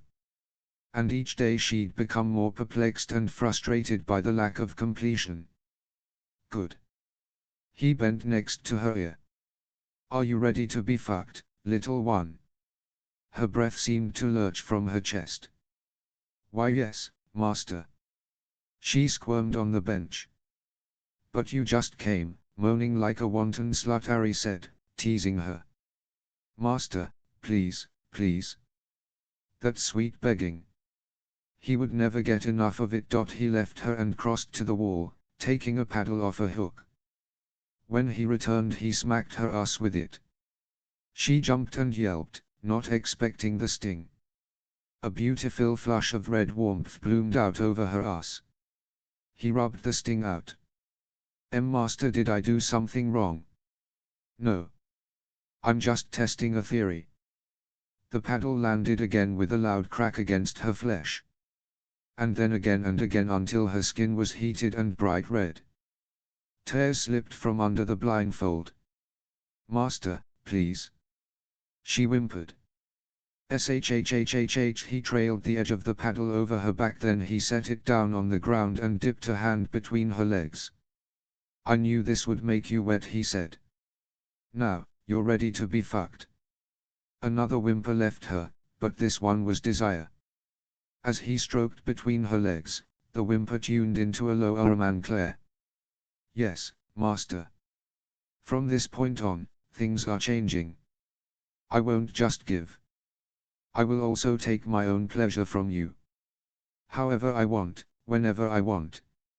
I take you in any way, you will say thank you, master, when I'm finished. Do you understand, little one? When she spoke, Claire's voice out breathy. Why yes, master. She squirmed again. Ari smacked her ass, and she stilled. Good girl. Then he took her. No more words passed between them. Her tight little cunt gripped him as if for survival as he moved inside her. Her breathy moans filled the spaces of the room, practically bouncing off walls in their excitement. Her hips rose eagerly to meet his thrusts. Please, please, please. She whimpered. I love how you beg. Her pussy clenched around him as she screamed out her pleasure. Ari followed with his own climax, emptying himself into her. He collapsed on top of her, his body curling possessively around hers, the relief of moment overwhelming. Thank you, master, she whispered. Ari kissed her cheek and smiled. Claire lay on her stomach on the spanking horse, trying to get her breathing to return to its normal cadence. Every day for the past 2 weeks, she'd been sure this was the day he would take her, but every day it wasn't. He'd restrained himself even as she could see the evidence of how much he wanted her, tightening his jeans with the hard rigid outline of his impressive cock. Instead he'd only given her pleasure without making any demands in return. Even as she'd wanted Hyrule, she'd been afraid of what might happen when he elked her. For years she'd lived in almost perpetual fear of even a random flashback hitting her. They'd been frequent the first year, but after that they'd seemed to come out of nowhere, like panic attacks. Everything would be fine, and then it would come like a crippling blow, putting her back in that basement again. So suitably actual sex within such a confusing captive situation would trigger a full-blown terror-filled flashback, but nothing happened. Nothing bad anyway. She'd felt the tight ball of fear unclench when he'd finally pushed himself inside her. And despite every lingering fear, Both her mind and body had been on board when he'd finally fully claimed her. After her orgasm had washed over her, the strongest feeling left in its wake was relief. Ari had curled around her as if they could be Big Spoon and Little Spoon somehow on a spanking horse. He got up now, put his jeans back on, and untied her. He helped her up, and then he pulled her into his arms and just held her for the longest time. So much strange domesticity with a man who'd decided she should be his slave. "Are you okay?" he murmured into her hair. "Yes, master. I'm okay." After a few minutes of holding her in an embrace that shouldn't feel so safe, he led her across the room to a plush round pillow on the floor. "Kneel," he said softly. Claire knelt on the pillow and waited. Her gaze had fallen quite naturally to the floor again. Maybe it was because it was painful to crane her neck up to watch his every move. Maybe it was a natural submission that bubbled out of her in his presence. He barely even needed to tell her to kneel. If he wasn't holding her upper at LT, it sometimes felt almost impossible to stand in his presence. He was just so overwhelmingly dominant and powerful, as though he could take control of any space he occupied or anyone he encountered on a whim. That kind of power should terrify her, but she'd quickly learned he had no plans to use it against her. Ari stepped away for a moment. When he returned, he placed a black velvet box in her hands. "Open it." Claire opened the box and gasped at the contents. Inside was the prettiest collar she'd ever seen. Someone else might look at it and just see a piece of jewelry, but Claire understood what he was giving her. It was a solid gleaming gold band that had a hidden groove on the underside that allowed it to be opened. On the outside, the evidence of where the collar opened was hidden amongst intricate engraved knotwork that wrapped around the band, giving it the illusion of a complete, unbroken circle. There had been a time in the distant past when kidnapping had been considered a legitimate form of marriage. It seemed Ari had decided to revive his own version of this tradition. He didn't have to give her this beautiful piece of jewelry if he had a thing for collars. He could use a cheap dog collar, or one of those leather BDSM collars. There was no need to spend an extravagant amount of money to give her something this beautiful. She looked up to find him studying her reaction. "Thank you, master." Surprise flitted across his features. Had he expected her to be upset about it? They'd established 2 weeks ago that he was never releasing her, and somehow as the days had worn on that promise had felt more like safety and security and less like a cheat. Or had he thought she wouldn't understand what a collar meant to someone like him? She remembered what he'd said about the nook and the chain and his last pet occupying that space, and an unfamiliar feeling passed through her. "Is this the same collar that—" "No," he said before she could finish her thought. "At LT Holly had a different collar. I had this one made specifically for you." She shouldn't feel so fucking warm and happy about this revelation, but she did. And as Ari took the collar from the box and put it around her throat, the finality of this thing between them sunk in. Instead of the million negative feelings she thought such a realization at LT elicit, all she felt was calm acceptance. 31 Lo woke the next morning, surprised to find the metal chain wasn't locked around her ankle. Was it some sort of frick or test? Had he just forgotten? Should she stay and wait for him? 2 weeks ago her first thought would have been to run. But she didn't want to run now. It was as if the gold band around her throat tied her to him more powerfully than any actual chain could. Claire got out of bed for the first time without an escort and walked down the stairs into the main part of room. The fireplace crackled quietly with a small fire that was running out of fuel. She went into Ari's walk-in closet. Would he be upset with her if she put something of his on? She couldn't bring herself to wander around his house naked. It didn't matter that he'd seen everything. She found a crisp white button-down shirt hanging in the closet with about 15 more exactly like it. She put it on and buttoned it up, leaving a couple of buttons at the top open. The shirt was huge on her. It felt strange now to have any fabric brush across her skin beyond that of the sheets and comforter in her bed. She used the bathroom and brushed her teeth and stopped to admire the collar in the mirror. Then she went to see if he'd left the bedroom door unlocked. Would he be upset with her if she left his room? The door to the bedroom easily clicked open in her hand, and she crept out into the hallway. Even though she'd seen parts of house in disconnected puzzle pieces, she hadn't seen this. On one side was nothing but windows, letting the bright sunlight in, streaking patterns and prisms from the intricately designed glass across the floor and onto the wall. Exquisite chandeliers hung in the massive high-ceiling hallway and cast even more tiny rainbows across the wall. She shouldn't be awed by his home. If they were to put their bank accounts side by side, she probably had as much harmony as he did. But she'd never had the knack for this much style. You could have a lot of money and still not own the most beautiful things. Beauty wasn't always about money. It was about taste, style, talent, art. And Ari's house was a work of art. When she reached the front door, she paused and glanced around relatively, but she was alone. There was a keypad beside the entry, much like the one she'd set up to keep Ari in the cell. There was no place to input a code, only a fingerprint. Claire tried to turn the knob and felt the resistance. There was no visible lock or keyhole in the doorknob. Bending down to peer more closely, she could see deadbolts between the small crack in the door, or they would be deadbolts if there were any locks she could physically turn. She wondered idly if she could break the glass. But just looking at the windows along the hallway, she knew this wasn't the kind of glass she could ever shatter. This wasn't the glass in a normal person's home. With this much security, none of it would break, at least not by anything she could do. Claire let out a long sigh.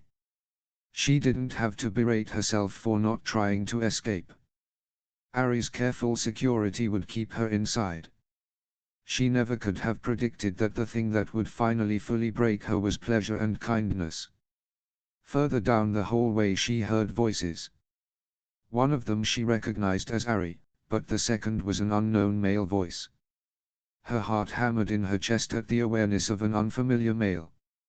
She thought about turning and running, but instead she edged closer, her curiosity too overwhelming. The other voice felt like a threat because it came out of a man, and so many men had hurt her. But she couldn't resist the urge to assess the threat for herself. She eased along the wall and stopped just outside the door to listen. The door was cracked open a few inches. The two men were talking about some sort of project and plans and a deadline. She peeked through the opening, just a quick look inside. "Hello," the strange man said, looking up at her. He was older than Ari but attractive in a sort of devastating way. She leapt back into the hallway and was about to turn and flee back to the white room when her master's voice stopped her. "Claire. Here." His tone was firm, and she knew if she ran he'd be very upset with her. She took a deep breath to calm her nerves and pushed the door open, grateful his shirt was so big. It was practically a dress on her. Still she was aware of how naked she was underneath his shirt.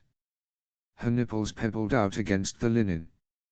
She was about to turn and run, consequences be damned, when Ari's ice blue gaze snared hers. "Claire, come here," he said again, firmly.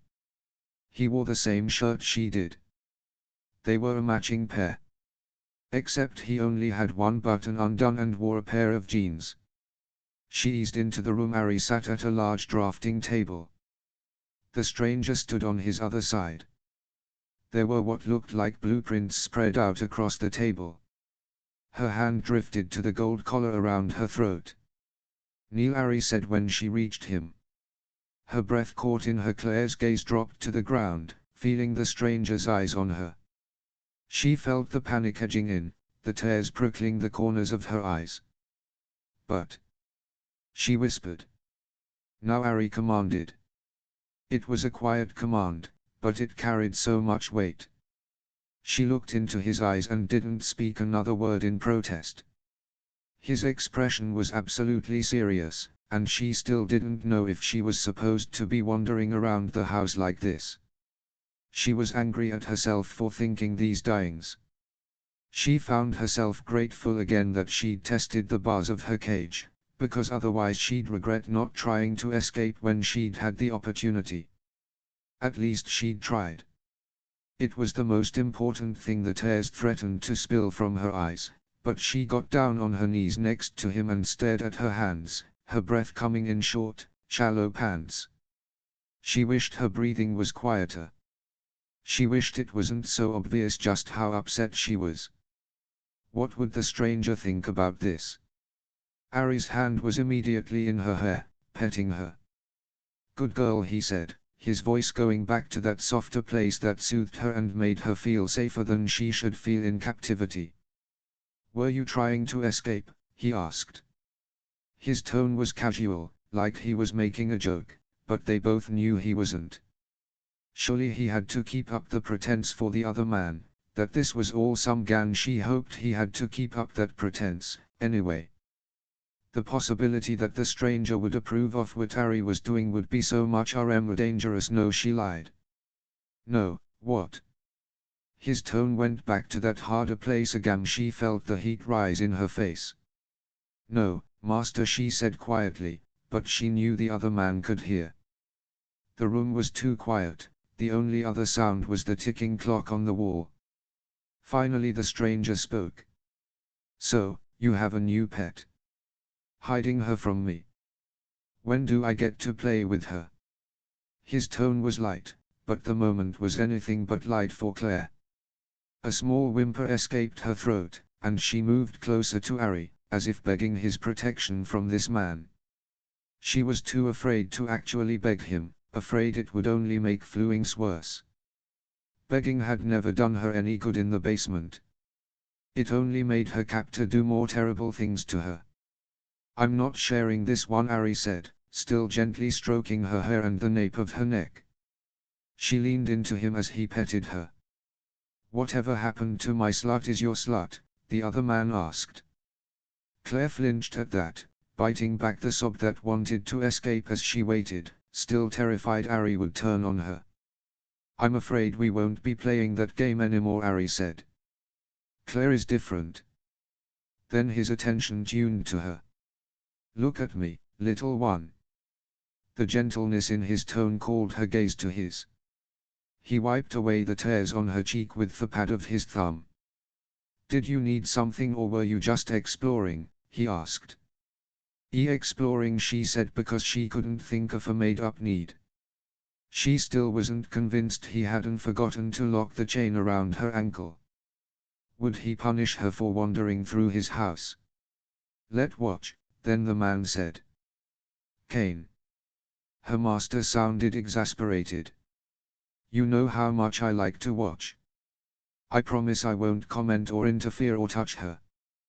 There was a pause as if he were actually considering it, and Claire found herself holding her breath. "You want to paint her?" Ari said finally, as if a realization of some importance had just hit him. Claire chanced to glance at Kane.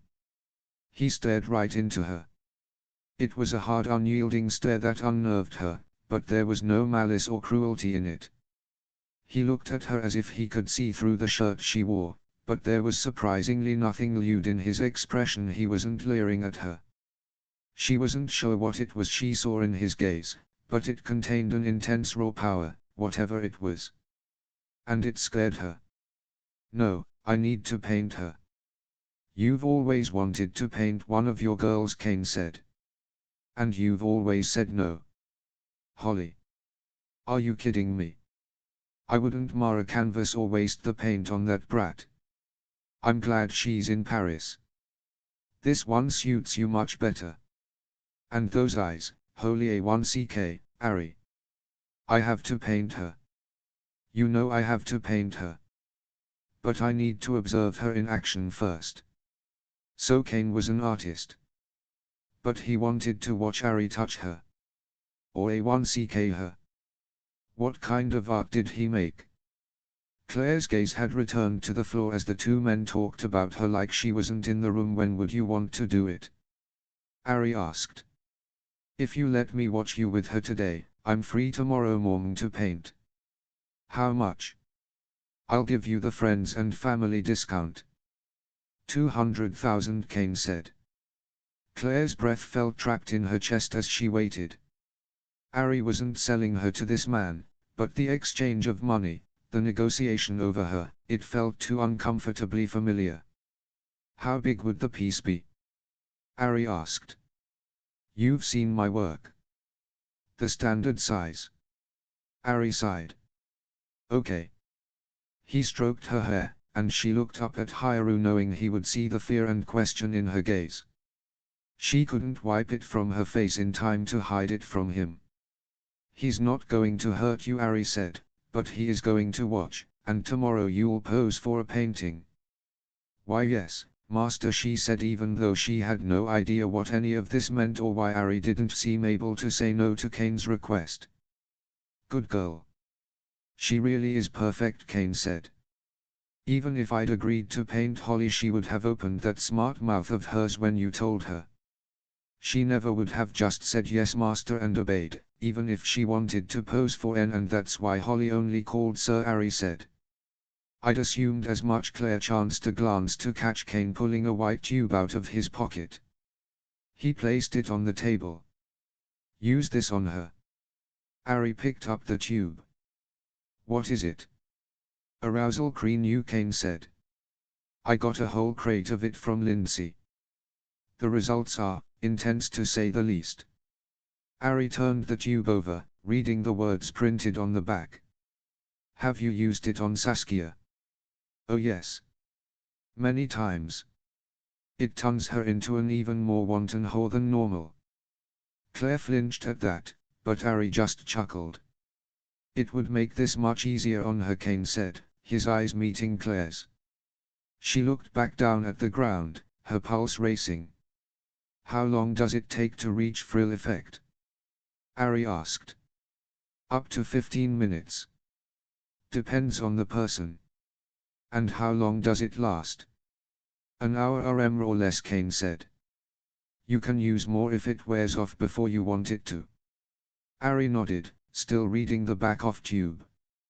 Go to the playroom, we'll join you in a few. Kane left the room without another word, closing the office door softly behind him. When they were alone, Claire started to cry. Master, please. I can't. Look at N. She looked up. You've been such a good girl. And you will be a good girl today. My friend won't hurt you. He isn't going to hit you or touch you. He paints the most amazing nudes. I've been trying to get him to paint one for me for years. He wants to paint you. It would mean a lot to me to have this painting, he said. That last admission was her undoing. What if he decides he won't paint me unless you let him fuck N0? Then he won't paint you. But he won't make those kinds of demands. He really wants to paint you. He won't jeopardize it by pushing, but he wants to watch you do things to me, she said, unsure how she felt about that. Her fear was beginning to edge out her arousal again. Kane was a stranger. Against all odds, Ari didn't trigger any traumatic flashbacks when he touched her, but what if Kane just watching did? It's part of his artistic process. It helps him figure out his composition. It gives him a sense of the subject before he figures out what he needs to pull out of her to paint the piece. What he needs to pull out of her. What did that? Will you do this for me, little one? Claire looked down at the ground for a few seconds, thinking, gathering her nerve. Finally she said, yes, master. Ari pressed a kiss to her forehead. Good girl. He helped her stand and positioned her so that she leaned back against the drafting table, her legs spread. He unscrewed the cap on the white tube. What will happen when you put that on? If Kane's glowing review is to be believed, it's going to make you very, very excited. Claire bit her lip and nodded. She gasped at the first touch of the cold cream. Ari spread a generous amount between her legs, covering all of her pussy, including her clit. Then he put more on his finger and put some of cream inside her, stroking her inner walls with it. She moaned and arched toward him. He withdrew his finger. "Not yet, little one. Wait. Save the show for Kane." Claire felt the flush crawl up her neck. Ari took Claire to the end of the brightly lit front hallway. She was squeezing the life out of his hand. He shouldn't do this to her. He had to keep reminding himself she wasn't like his other subs. She wasn't a sub at all. How had he ever gotten to the point where he justified taking an actual captive, a real slave? She couldn't just safe word out of something that upset her.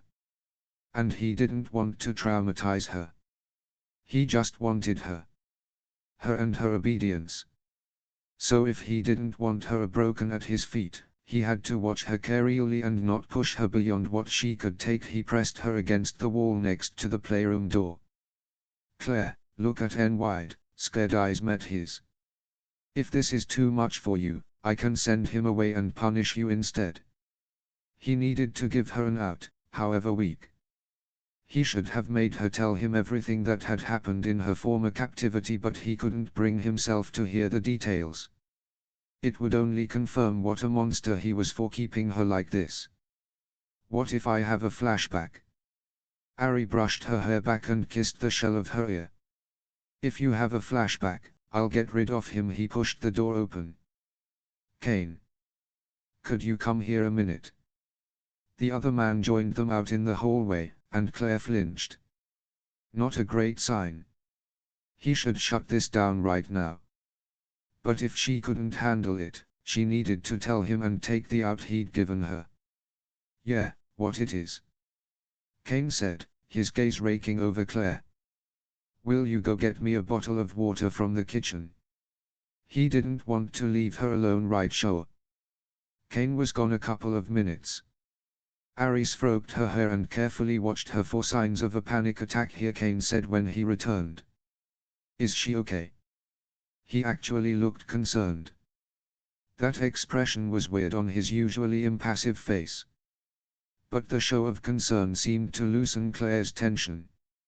Ari couldn't begin to imagine what mental acrobatics were going through her head to make this even a little bit okay for her. "She'll be fine.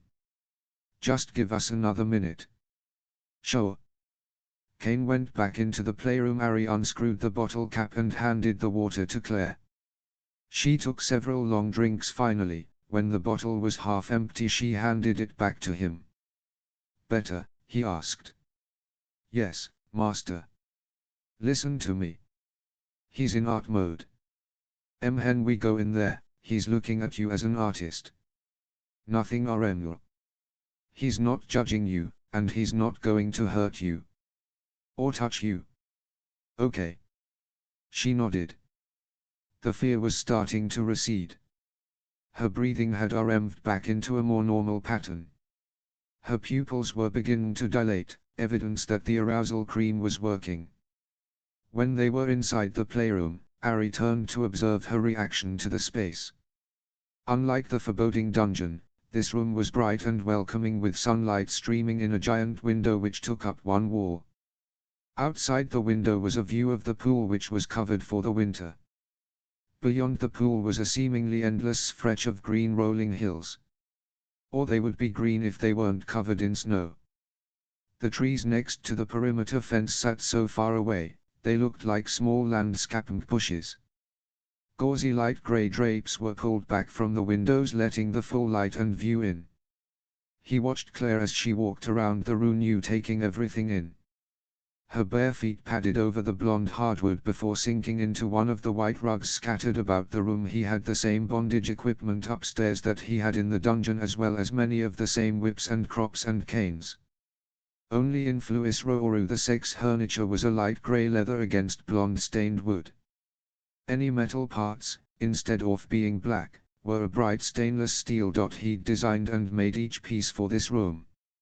In one corner was a large blonde stained wood box filled with every manner of sex toy, except Claire couldn't see the contents from her vantage point. Kane had made himself comfortable on a gray leather sofa placed along the far wall. On either side of the sofa, Two grey leather chairs were turned inward facing each other. The only thing missing between them was a coffee table. But there was no coffee table, only a thick soft white rug his former pets had knelt on to service his guests, Kane usually being that guest. He was used to sitting on that sofa, just as he sat now, legs spread wide with soft lips wrapped around his cock. If Kane was bothered by the change in the ride's softer game, he didn't show it. His gaze remained intently focused on Claire. Harry wondered if his friend could possibly be putting together any of her history as he watched her with the calculating focus he was known for. Kane hadn't missed her flinch out in the hallway either. Or her fear when she'd first come into Harry's office, her small body huddling closer to Haru seeking his protection from Kane's hard stare. "Claire," Harry said. Her gaze jerked to his. Her pupils remained dilated, even in the brightness of the room, as though the arousal cream were more powerful than the sun. Her breathing began to come in shallow pants as she gripped a spanking horse close to her for support. "Do you need to come, little one?" Her gaze shifted briefly to Kane, then returned to Harry. "Why yes, master. Please." "Much more polite than Holly," Kane remarked from the sofa. "I thought you said you wouldn't," Harry said. "Sorry. She's just so perfect. I never thought you'd find someone so perfect." He didn't tell Kane the reason she was so perfect was because she couldn't just flounce out the door whenever she felt like it. Or that someone else had broken her so that she was so desperate to stay safe that she could be molded as easily as soft bread dough in his hands. When Kane had arrived, he'd seen the new biometric security panel, but he'd made no comment. Harry's friend was shrewd. Had he started collecting and putting the pieces together yet? Harry thought back to the night he'd first met Kane's pet, Saskia. They'd been at a private and very secret club hours south in the middle of the desert. It was an old warehouse building marked only with a sign that read Mr. Fizzy Pop Bottling Company. The girl had seemed too scared to Harry, and he'd wondered if Saskia was there entirely of her own free will. He'd tried to rescue her from Kane that night only for her to scream her safe word to get him to release her hand when he'd tried to drag her from the building. And now? Would Kane perceive the same thing in Claire? If he did, he didn't say anything. And he wasn't exactly the gallant rescuing type. Harry crossed the short distance to Claire and began unbuttoning the white shirt she wore. She didn't protest, and she didn't appear scared anymore. The only thing on her face as he looked at her now was raw animal need. She whimpered when his fingertips brushed against the hardened points of her nipples as he took the shirt off her. He draped it over the spanking horse. "Master, please." She moved closer to him, her hips bucking upward, her body begging him to touch her. Curiosity won against his plans and he dipped a finger inside her. She was so ready. Her warm wet heat defied all expectation. It certainly defied her hesitance only minutes ago in the hallway. He tore himself away from her and crossed the room to sit in the leather chair facing away from the window. He needed her closer to Kane, so the artist could watch, so he could get whatever sense he needed to get of her to put her on canvas. She looked forlorn, her body clearly aching with need as she gripped the leather of the spanking horse where Harry had left her. "Claire, crawl to," and she dropped gracefully to the floor and crawled across the patchwork of fluid white rugs. She moved like a cat, her eyes never leaving his. Claire stopped at his feet, her gaze cast down. It seemed to take everything in her not to rise and straddle his leg. He knew she needed to guard against something pretty desperately. Her skin was flushed, her nipples hard. Little mewling whimpers kept escaping her mouth despite how hard she must be trying to keep quiet. Her hands clenched and unclenched against her thighs. And he wasn't even touching her yet. Harry leaned back in the chair. "Claire, I want you to sit on my lap facing Kane, and spread your legs wide so he can get a good view." He expected her to cry or beg or hesitate, but she scrambled to obey him. She moaned when he began to cup and knead her breasts, his fingertips pinching her nipples. "Look at how new," Ari growled. He knew he was pushing her too hard, too far, but her desperate arousal drove his erection strained against his pants, as if clawing to escape and get inside her. Kane held Claire's gaze trapped in his. "Please, touch me," she whimpered. "Claire?" Ari asked, not sure he'd heard her right. Surely she'd directed that at him, but she'd stared right at Kane when she'd said it. Of course Ari had told her to look at Kane. Kane edged closer, moving to the end of the sofa next to her. His knee was mere inches from her own. If he made the slightest move closer, the fabric of his suit would caress her bare skin. "Please," she said again. She hadn't shrank away when Kane got closer. She'd begged again, arching toward him while Ari continued playing with her breasts. "Call him sir," Ari said, still testing to see if she was actually asking for what it sounded like she was asking for. "Please, sir, touch me," she begged again, her body straining toward him. "Ari?" Kane asked. "Go ahead," Ari said. Apparently his slut was still Kane's slut. Claire felt possessed, driven by the exacting needs of the cream. Ari 180 rubbed between her legs, demanded she be touched, and it didn't seem to care by whom, did she? In this moment. No. She could only be grateful for a catalyst so powerful it could set her free inside this room to experience the kinds of things she'd been too afraid to experience, too ashamed to experience. For once her past didn't hover over her, threatening to push her down a dark hole. Everything was light and safety and the throbbing in her pussy. She'd asked Kane to touch her because she had to have a hand between her legs right the fuck now. And she didn't want Ari to stop the hypnotic way he was fondling her breasts. She wanted them both to touch her. She needed them both to touch her. It didn't matter how insane or dangerous this was. She only hoped she didn't break apart after it was over. "Don't take your eyes off mine," Kane said. "Do you understand?" "Why yes, sir," Claire panted as her arousal climbed still higher. She hadn't thought she could get any more excited. She felt as though she were rising higher and higher until she was at the top of a cliff. Did that mean she would fall over the edge and crash? She didn't know, but the longer this went on the less she was able to form coherent thoughts or chiding rationalizations for why this shouldn't happen. Why it was wrong. Why it might break her. She didn't care. She just needed them both to touch her. She'd worry about the consequences later. Claire gasped when Kane's hands were finally on her. He stroked her hip with one hand while his other moved down an achingly slow path between her legs, tracing every line, leaving no question that he was studying everything. His gaze may have been locked on hers, but he saw her with his fingertips, no doubt composing an image in his mind. "Such a pretty little cunt," he said, as if to confirm that he was able to form a picture through touch alone.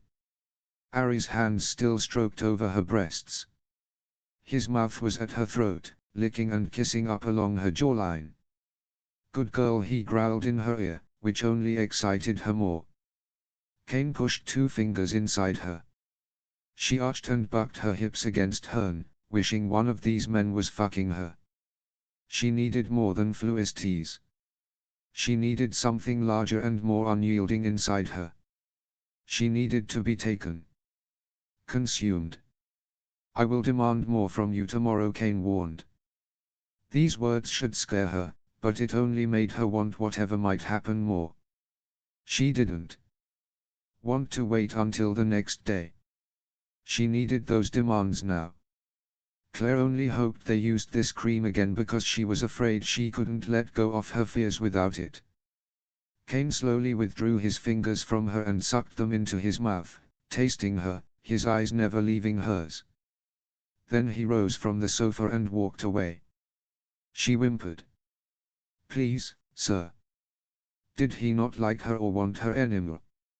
She'd seen the outline of his erection pressing through the pants of his expensive suit. Had she done something wrong? She heard him opening the lid of the large wooden box she'd seen in the corner when she'd first come into the playroom. Before she could speculate about what he was getting from the box, her master's hand had left her breast to travel between her legs. He stroked her clit in slow soothing circles that calmed her mind even as it excited her body. She was so close, but he wasn't going hard enough or fast enough for her to come. And she needed to please, master.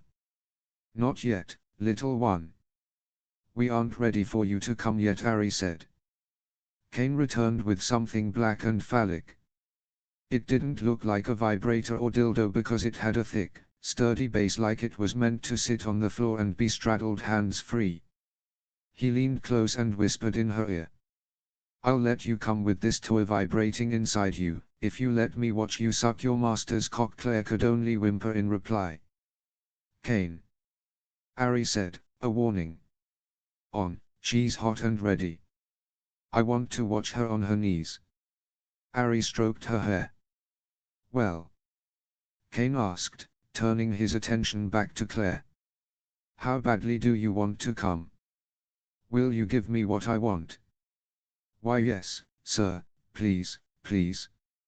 She couldn't quite articulate what she was begging for beyond the pleasure that stood just outside her reach, as both men gave her just enough to drive her to madness but not enough to give her the orgasm her body so desperately craved. Good girl, Cain said. He placed the toy on the ground and helped Claire rise off Ari's lap. When he turned her around to face her master, she saw his jeans were wet from the arousal that had dripped down her. Ari's gaze never left hers as he unbuttoned and unzipped, freeing his cock from his pants. She dropped to her knees on the soft white rug. Spread your legs, Cain growled behind her. She did as he asked. Wider, he ordered. Claire spread wider, and he slipped the freestanding toy on the floor between her legs, helping her to straddle it. She hissed as the thick phallus slipped easily inside her. She was so wet, there was no need for additional lube. The toy had just the right height for her to easily reach and suck Ari's cock from her position on the floor. Then it was Ari who let out a hiss of air as she languidly licked and then took him into her mouth. Cain stood behind Ari's chair where she could easily see him even from her position on the floor. He pressed a button on a small black remote, and vibrations came to life inside her. She moaned around her master's cock as she sucked him harder into her mouth, raising and lowering herself on the phallus that pulsed against her inner walls. Good girl, take him deeper. All the way down your throat. Let him fill your mouth like a good slut. She trusted Ari would stop everything if she panicked. Still, they had gone from the promise of no touching and no commentary to the artist run the show. And her master didn't seem to mind. Ari's fingers freed her hair, petting her as he shoved himself deeper inside her. She allowed him to fill her mouth, and Cain, clearly pleased with this acceptance on her part, pushed another button driving the vibrations inside her pussy higher. Claire evicted to panic and fry to escape. Or to cry. But the whimpers that fell from her mouth were desire, and she knew somehow that she was safe as Ari's fingertips gently caressed the side of her face even as his own pleasure approached. Moments later he let out a sound very close to a growl and cank. Swallow, Cain ordered without missing a beat. He watched her and waited. She didn't even think of disobeying that command even though the man giving the orders was still a stranger. When she'd obeyed him, Ari pulled out of her. Thank you, Master, Claire said, her face flushing at saying such a thing after giving him a blowjob in the other man's presence. Cain only raised an eyebrow. But he quickly regained focus. He pressed another button, pushing the vibrator to the strongest speed. Fuck yourself on it, Cain said, his voice going lower and darker. She should fight this or protest or beg, but his darkness only drove her on, back into the embrace of long-forgotten fantasies that she'd pushed away for far too long.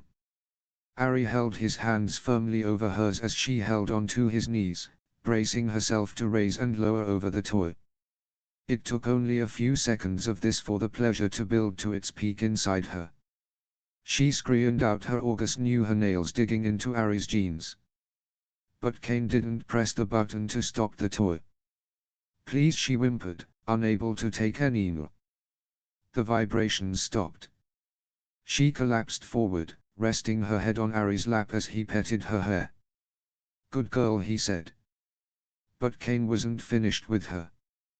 The vibrations started again on the lowest setting, but it was still too much for her after just being wrung out. Please, she begged. Please, no Arenur. I want to watch you come again, he said, as if he'd been so mesmerized by the show the first time he needed an encore right away. You need to agam. Her gaze went to Ari. His expression was intense, those ice blue eyes hungry despite the satisfaction he'd just received. He nodded. Again, little one. Ari took the tube of arousal cream from his pocket, his gaze never leaving hers. I think you need Arenur. Be a good girl and ask for Arenur. Claire swallowed hard. Please, can I have more, master? A dark smile spread over his face. Yes, you may. He spread a generous amount of the cream on her exposed clit, then he smoothed more around the lips of her pussy, which were still clamped down around the phallus inside her. She felt so full from the penetration of large toy. Kane kept the vibrations on the lowest setting while she adjusted. It was the barest brush of relentless sensation inside her. Within minutes the combination of the cream and the low-level pulses had driven her need back to the point of desperation. Now the vibrations irritated her because they weren't enough. She needed them to be harder. Please sir, let con, you said you were done, Kane said. Please. Tears streamed down her face. Please, please. If I let you have this orgasm, we're going to repeat this until you have more after that. Do you accept these terms? She knew she couldn't have 4 more orgasms. It was too many. It would be far too much stimulation, but at the moment she needed to come so badly she couldn't think about that. Claire. Yes, or no. 4 more or no Arenur. Those are the choices. She was so aroused, the between her legs so unbearable, she thought she might die if she didn't con. Why yes, sir, 4 Arenur. Good girl, he said. Kane passed the remote to Ari, and sat on the ground behind her. He pulled her hair back and began to kiss her throat and shoulder, his fingers playing over her breasts, pinching her nipples painfully. It was as though there were a connecting thread between her nipples and her cunt, because when he gave her that small pain, it only drove the pleasure between her legs higher. Ari turned the vibrations to the setting as Kane rubbed her clit. Her moans got louder and louder until the pleasure spiraled out of her in one long wave. She was so wet now she easily slid up and down the shaft of the phallus. Please, please, master, no more, she whimpered. Ari mercifully stopped the vibrations. She sighed, relieved, and laid her head again on his lap. Kane ran his tongue over the shell of her ear. You owe me 3 more. That was the price we aged upon. She shook her head. I can't. It's too much. It's never too much, he growled. She looked to Ari. Please. You aged to the more, Ari said. He pressed the button again and it started on the lowest setting, the vibrations going on and on until her body began to recognize them as pleasure agam. They pulled 3 more orgasms from her, alternating their methods of teasing, using the speeds on the remote, petting and kissing and sucking and licking her flesh, driving her to the point of madness each time. Kane had moved back to the sofa for the last 2. Watching her.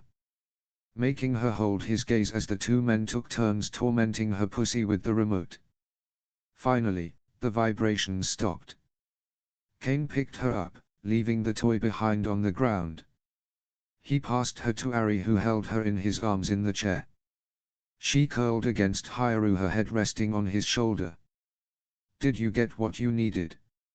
Ari asked the other man. Yes. I'm very pleased. I can't wait to capture her on canvas. Did Kane do this to every woman he painted? Claire wasn't sure what it was he needed to see or experience in order to paint her, but whatever it was, she'd delivered it. She watched as he rose from the sofa and moved closer to her. He brushed her hair away from her face. "You will be stunning," he said. Ari picked her up and carried her back to the spanking horse where his dress shirt lay. "Are you able to stand?" he asked gently. "Yes, master. I think so." He put her down, and she braced herself against the spanking horse. Ari picked up the shirt she'd been wearing and carefully put it back on her, buttoning each button, his eyes never leaving hers. "Are you sure you're okay?" Claire nodded, not trusting her voice after such an intense experience. It was the most pleasure she'd experienced in her life, and she was still trying to process it. "I need to talk to my friend about some private business. Go explore the house, and I'll join you in a bit." "Okay." "Yes, master."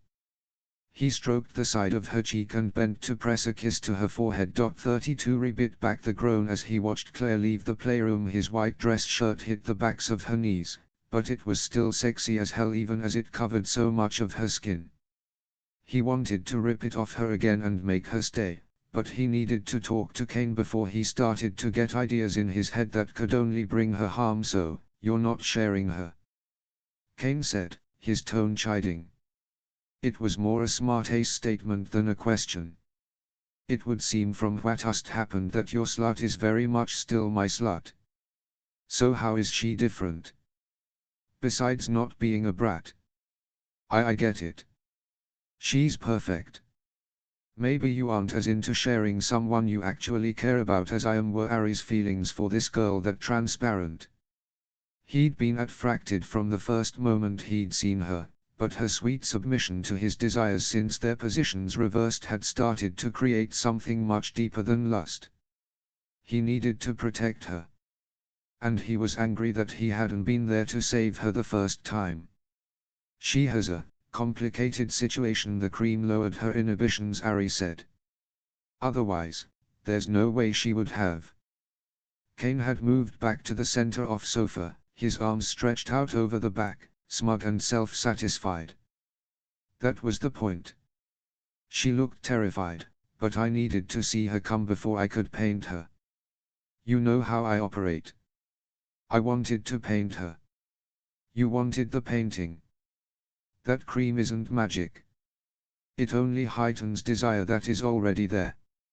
It removes the barriers and creates the physical response, but if she hadn't really wanted me, none of that would have happened.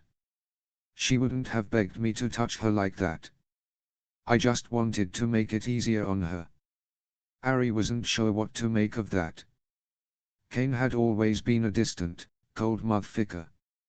Ari trusted him more or less, but he never would have expected this kind of sensitivity from the man. Though maybe he should have.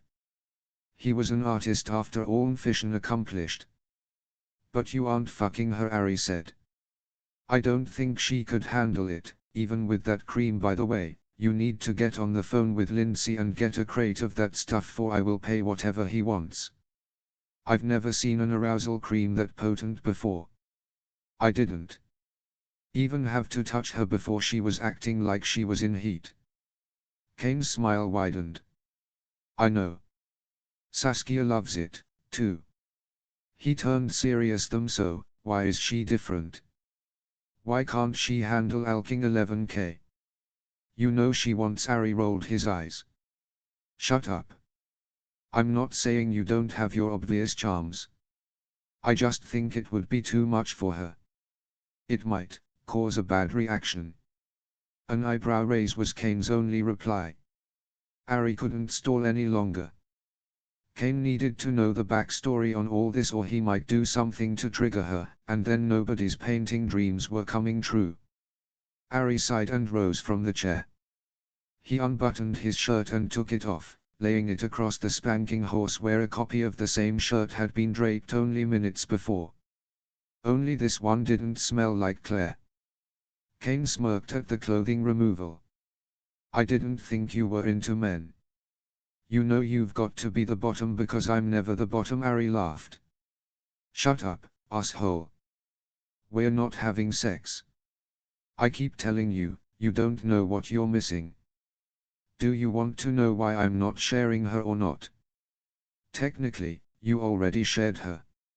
I didn't just imagine my fingers exploring the inside of that tight little cunt. You know why you can't fuck her? Kane's expression tuned curious. Fuck yes, I want to know. Ari let out a deep breath, unsure of how to say this. Maybe it was a rip the band-aid off quick sort of situation. I wasn't out camping for 3 weeks. I was kept prisoner in a cell. By Claire. Kane laughed. I'm not joking. It took a long moment for the smile to leave Kane's face, for him to realize Ari was serious. But, she's so tiny. How on earth did she? She's smart. She figured it out. She got some unsuspecting help, and she has financial resources probably nearly as much as you or I do. So it wasn't as hard as it seems on first glance. Okay, but even with help, how were you incapacitated? I was drunk at a bar, moping over Holly. She slipped something into my drink. Ari turned away from Kane, giving him a full view of the marks Claire had left on his back. Holy shit, Kane breathed. That girl did that. Ari turned back around and put his shirt on. She did, he confirmed. And I'd be proud of her if she'd done it to the man who deserved it, hurt her, Kane said, the pieces finally falling into place. And she thought it was you. Fuck, how are you dealing with this? More uncharacteristic empathy. It was unsettling seeing this other side of Kane. Ari had got honest to the cold bastard.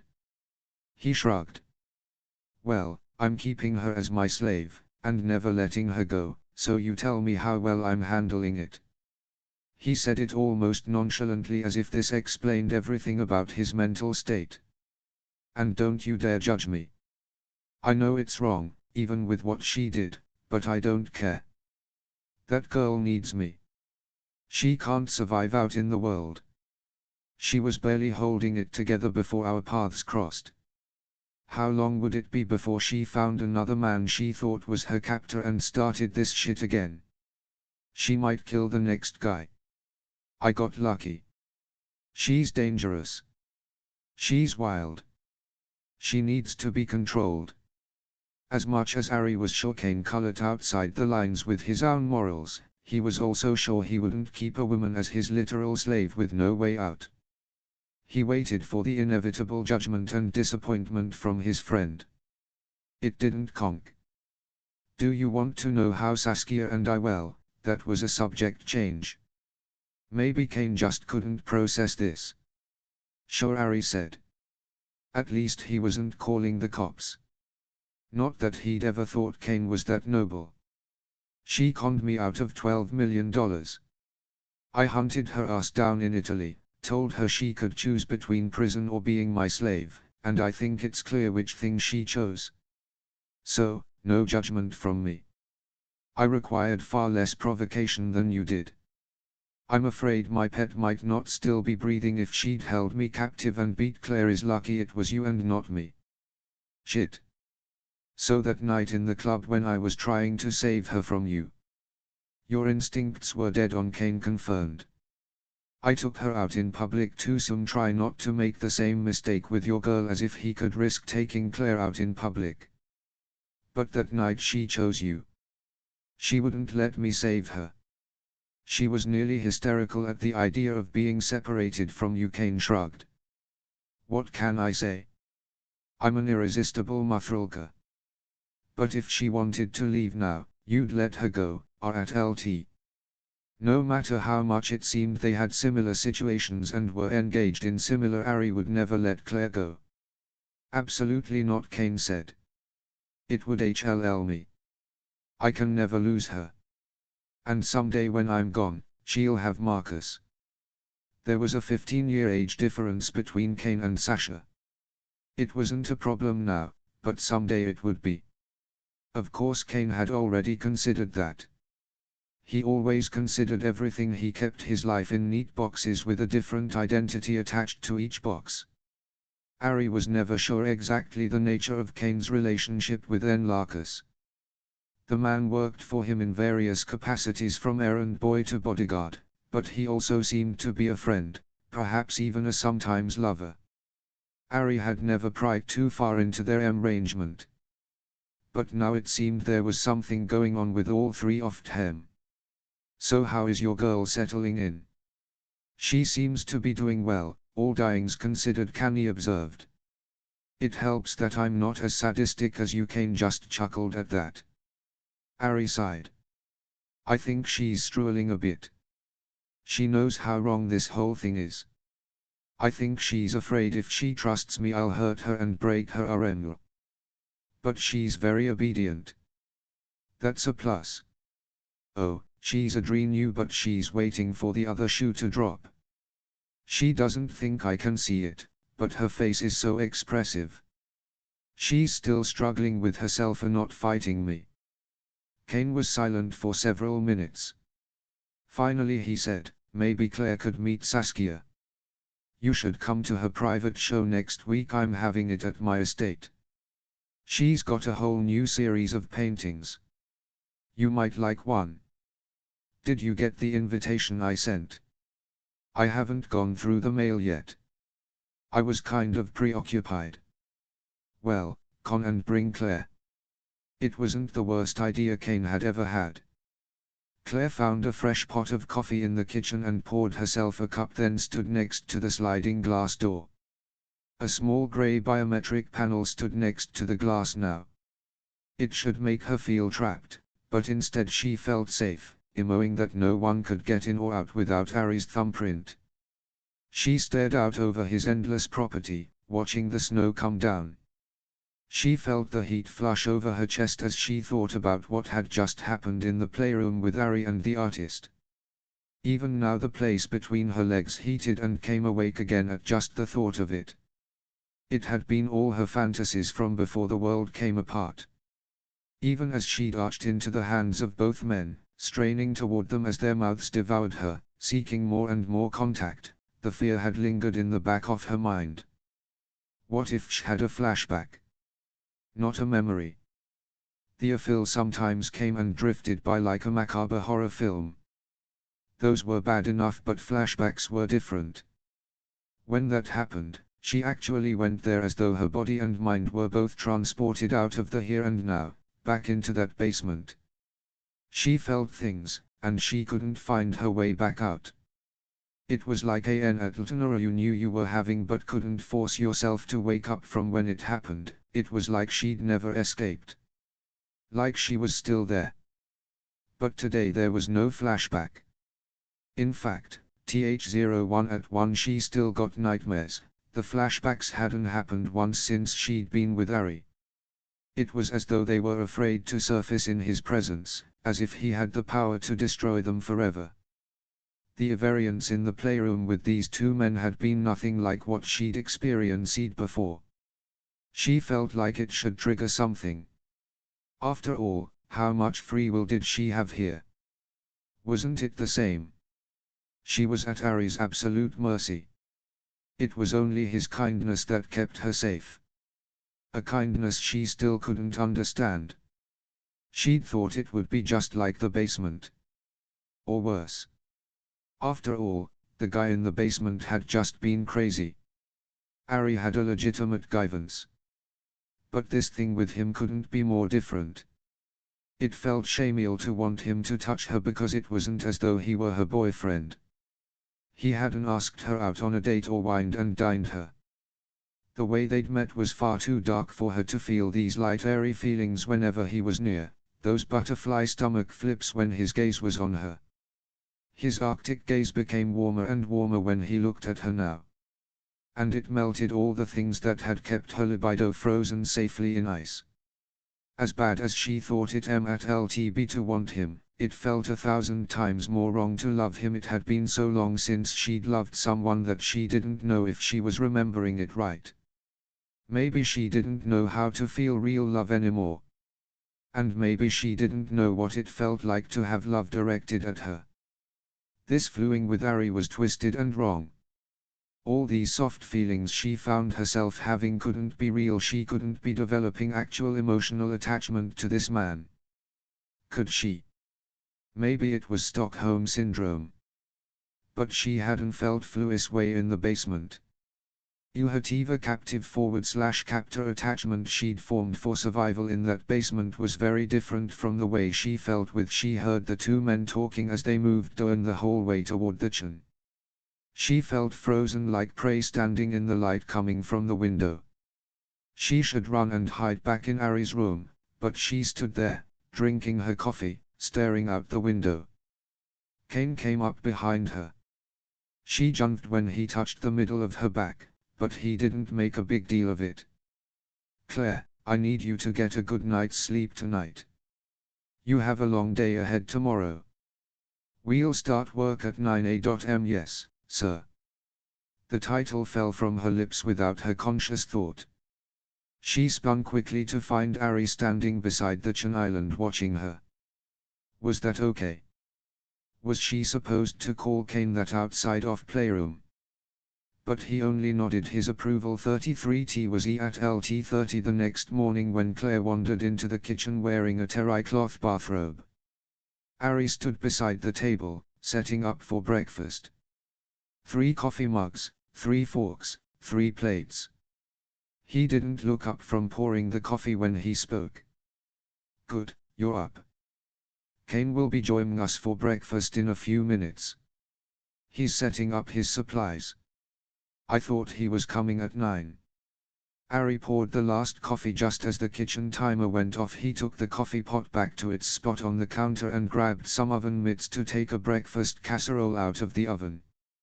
He placed the perfectly browned casserole on a trivet in the center of the kitchen table, then retrieved a serving spoon from the drawer. "This man should have his own cooking show," he said. "We start work at 9. Not that he would be here at 9. I was about to get you. Have you showered yet?" "Yes, master," she said, feeling suddenly shy. "Did you not in the shower, but yes, were you loud like I taught you?" "Yes, master." Claire felt the heat rising and knew he could see the telltale pink in her cheeks. "Good girl. Sit." Claire sat at the table as Ari spooned out breakfast casserole onto all their plates. She could detect eggs, cheese, sausage, onions, and mushrooms. "I smell something delicious," Kane said, wearing jeans and a black t-shirt with paint stains on it. He didn't have shoes on. He'd made himself right at home this morning. Kane winked at Claire as he sat across from her, and she was certain she blushed again. She knew he was talking about the food, but the way he looked at her when he said it made it seem as though he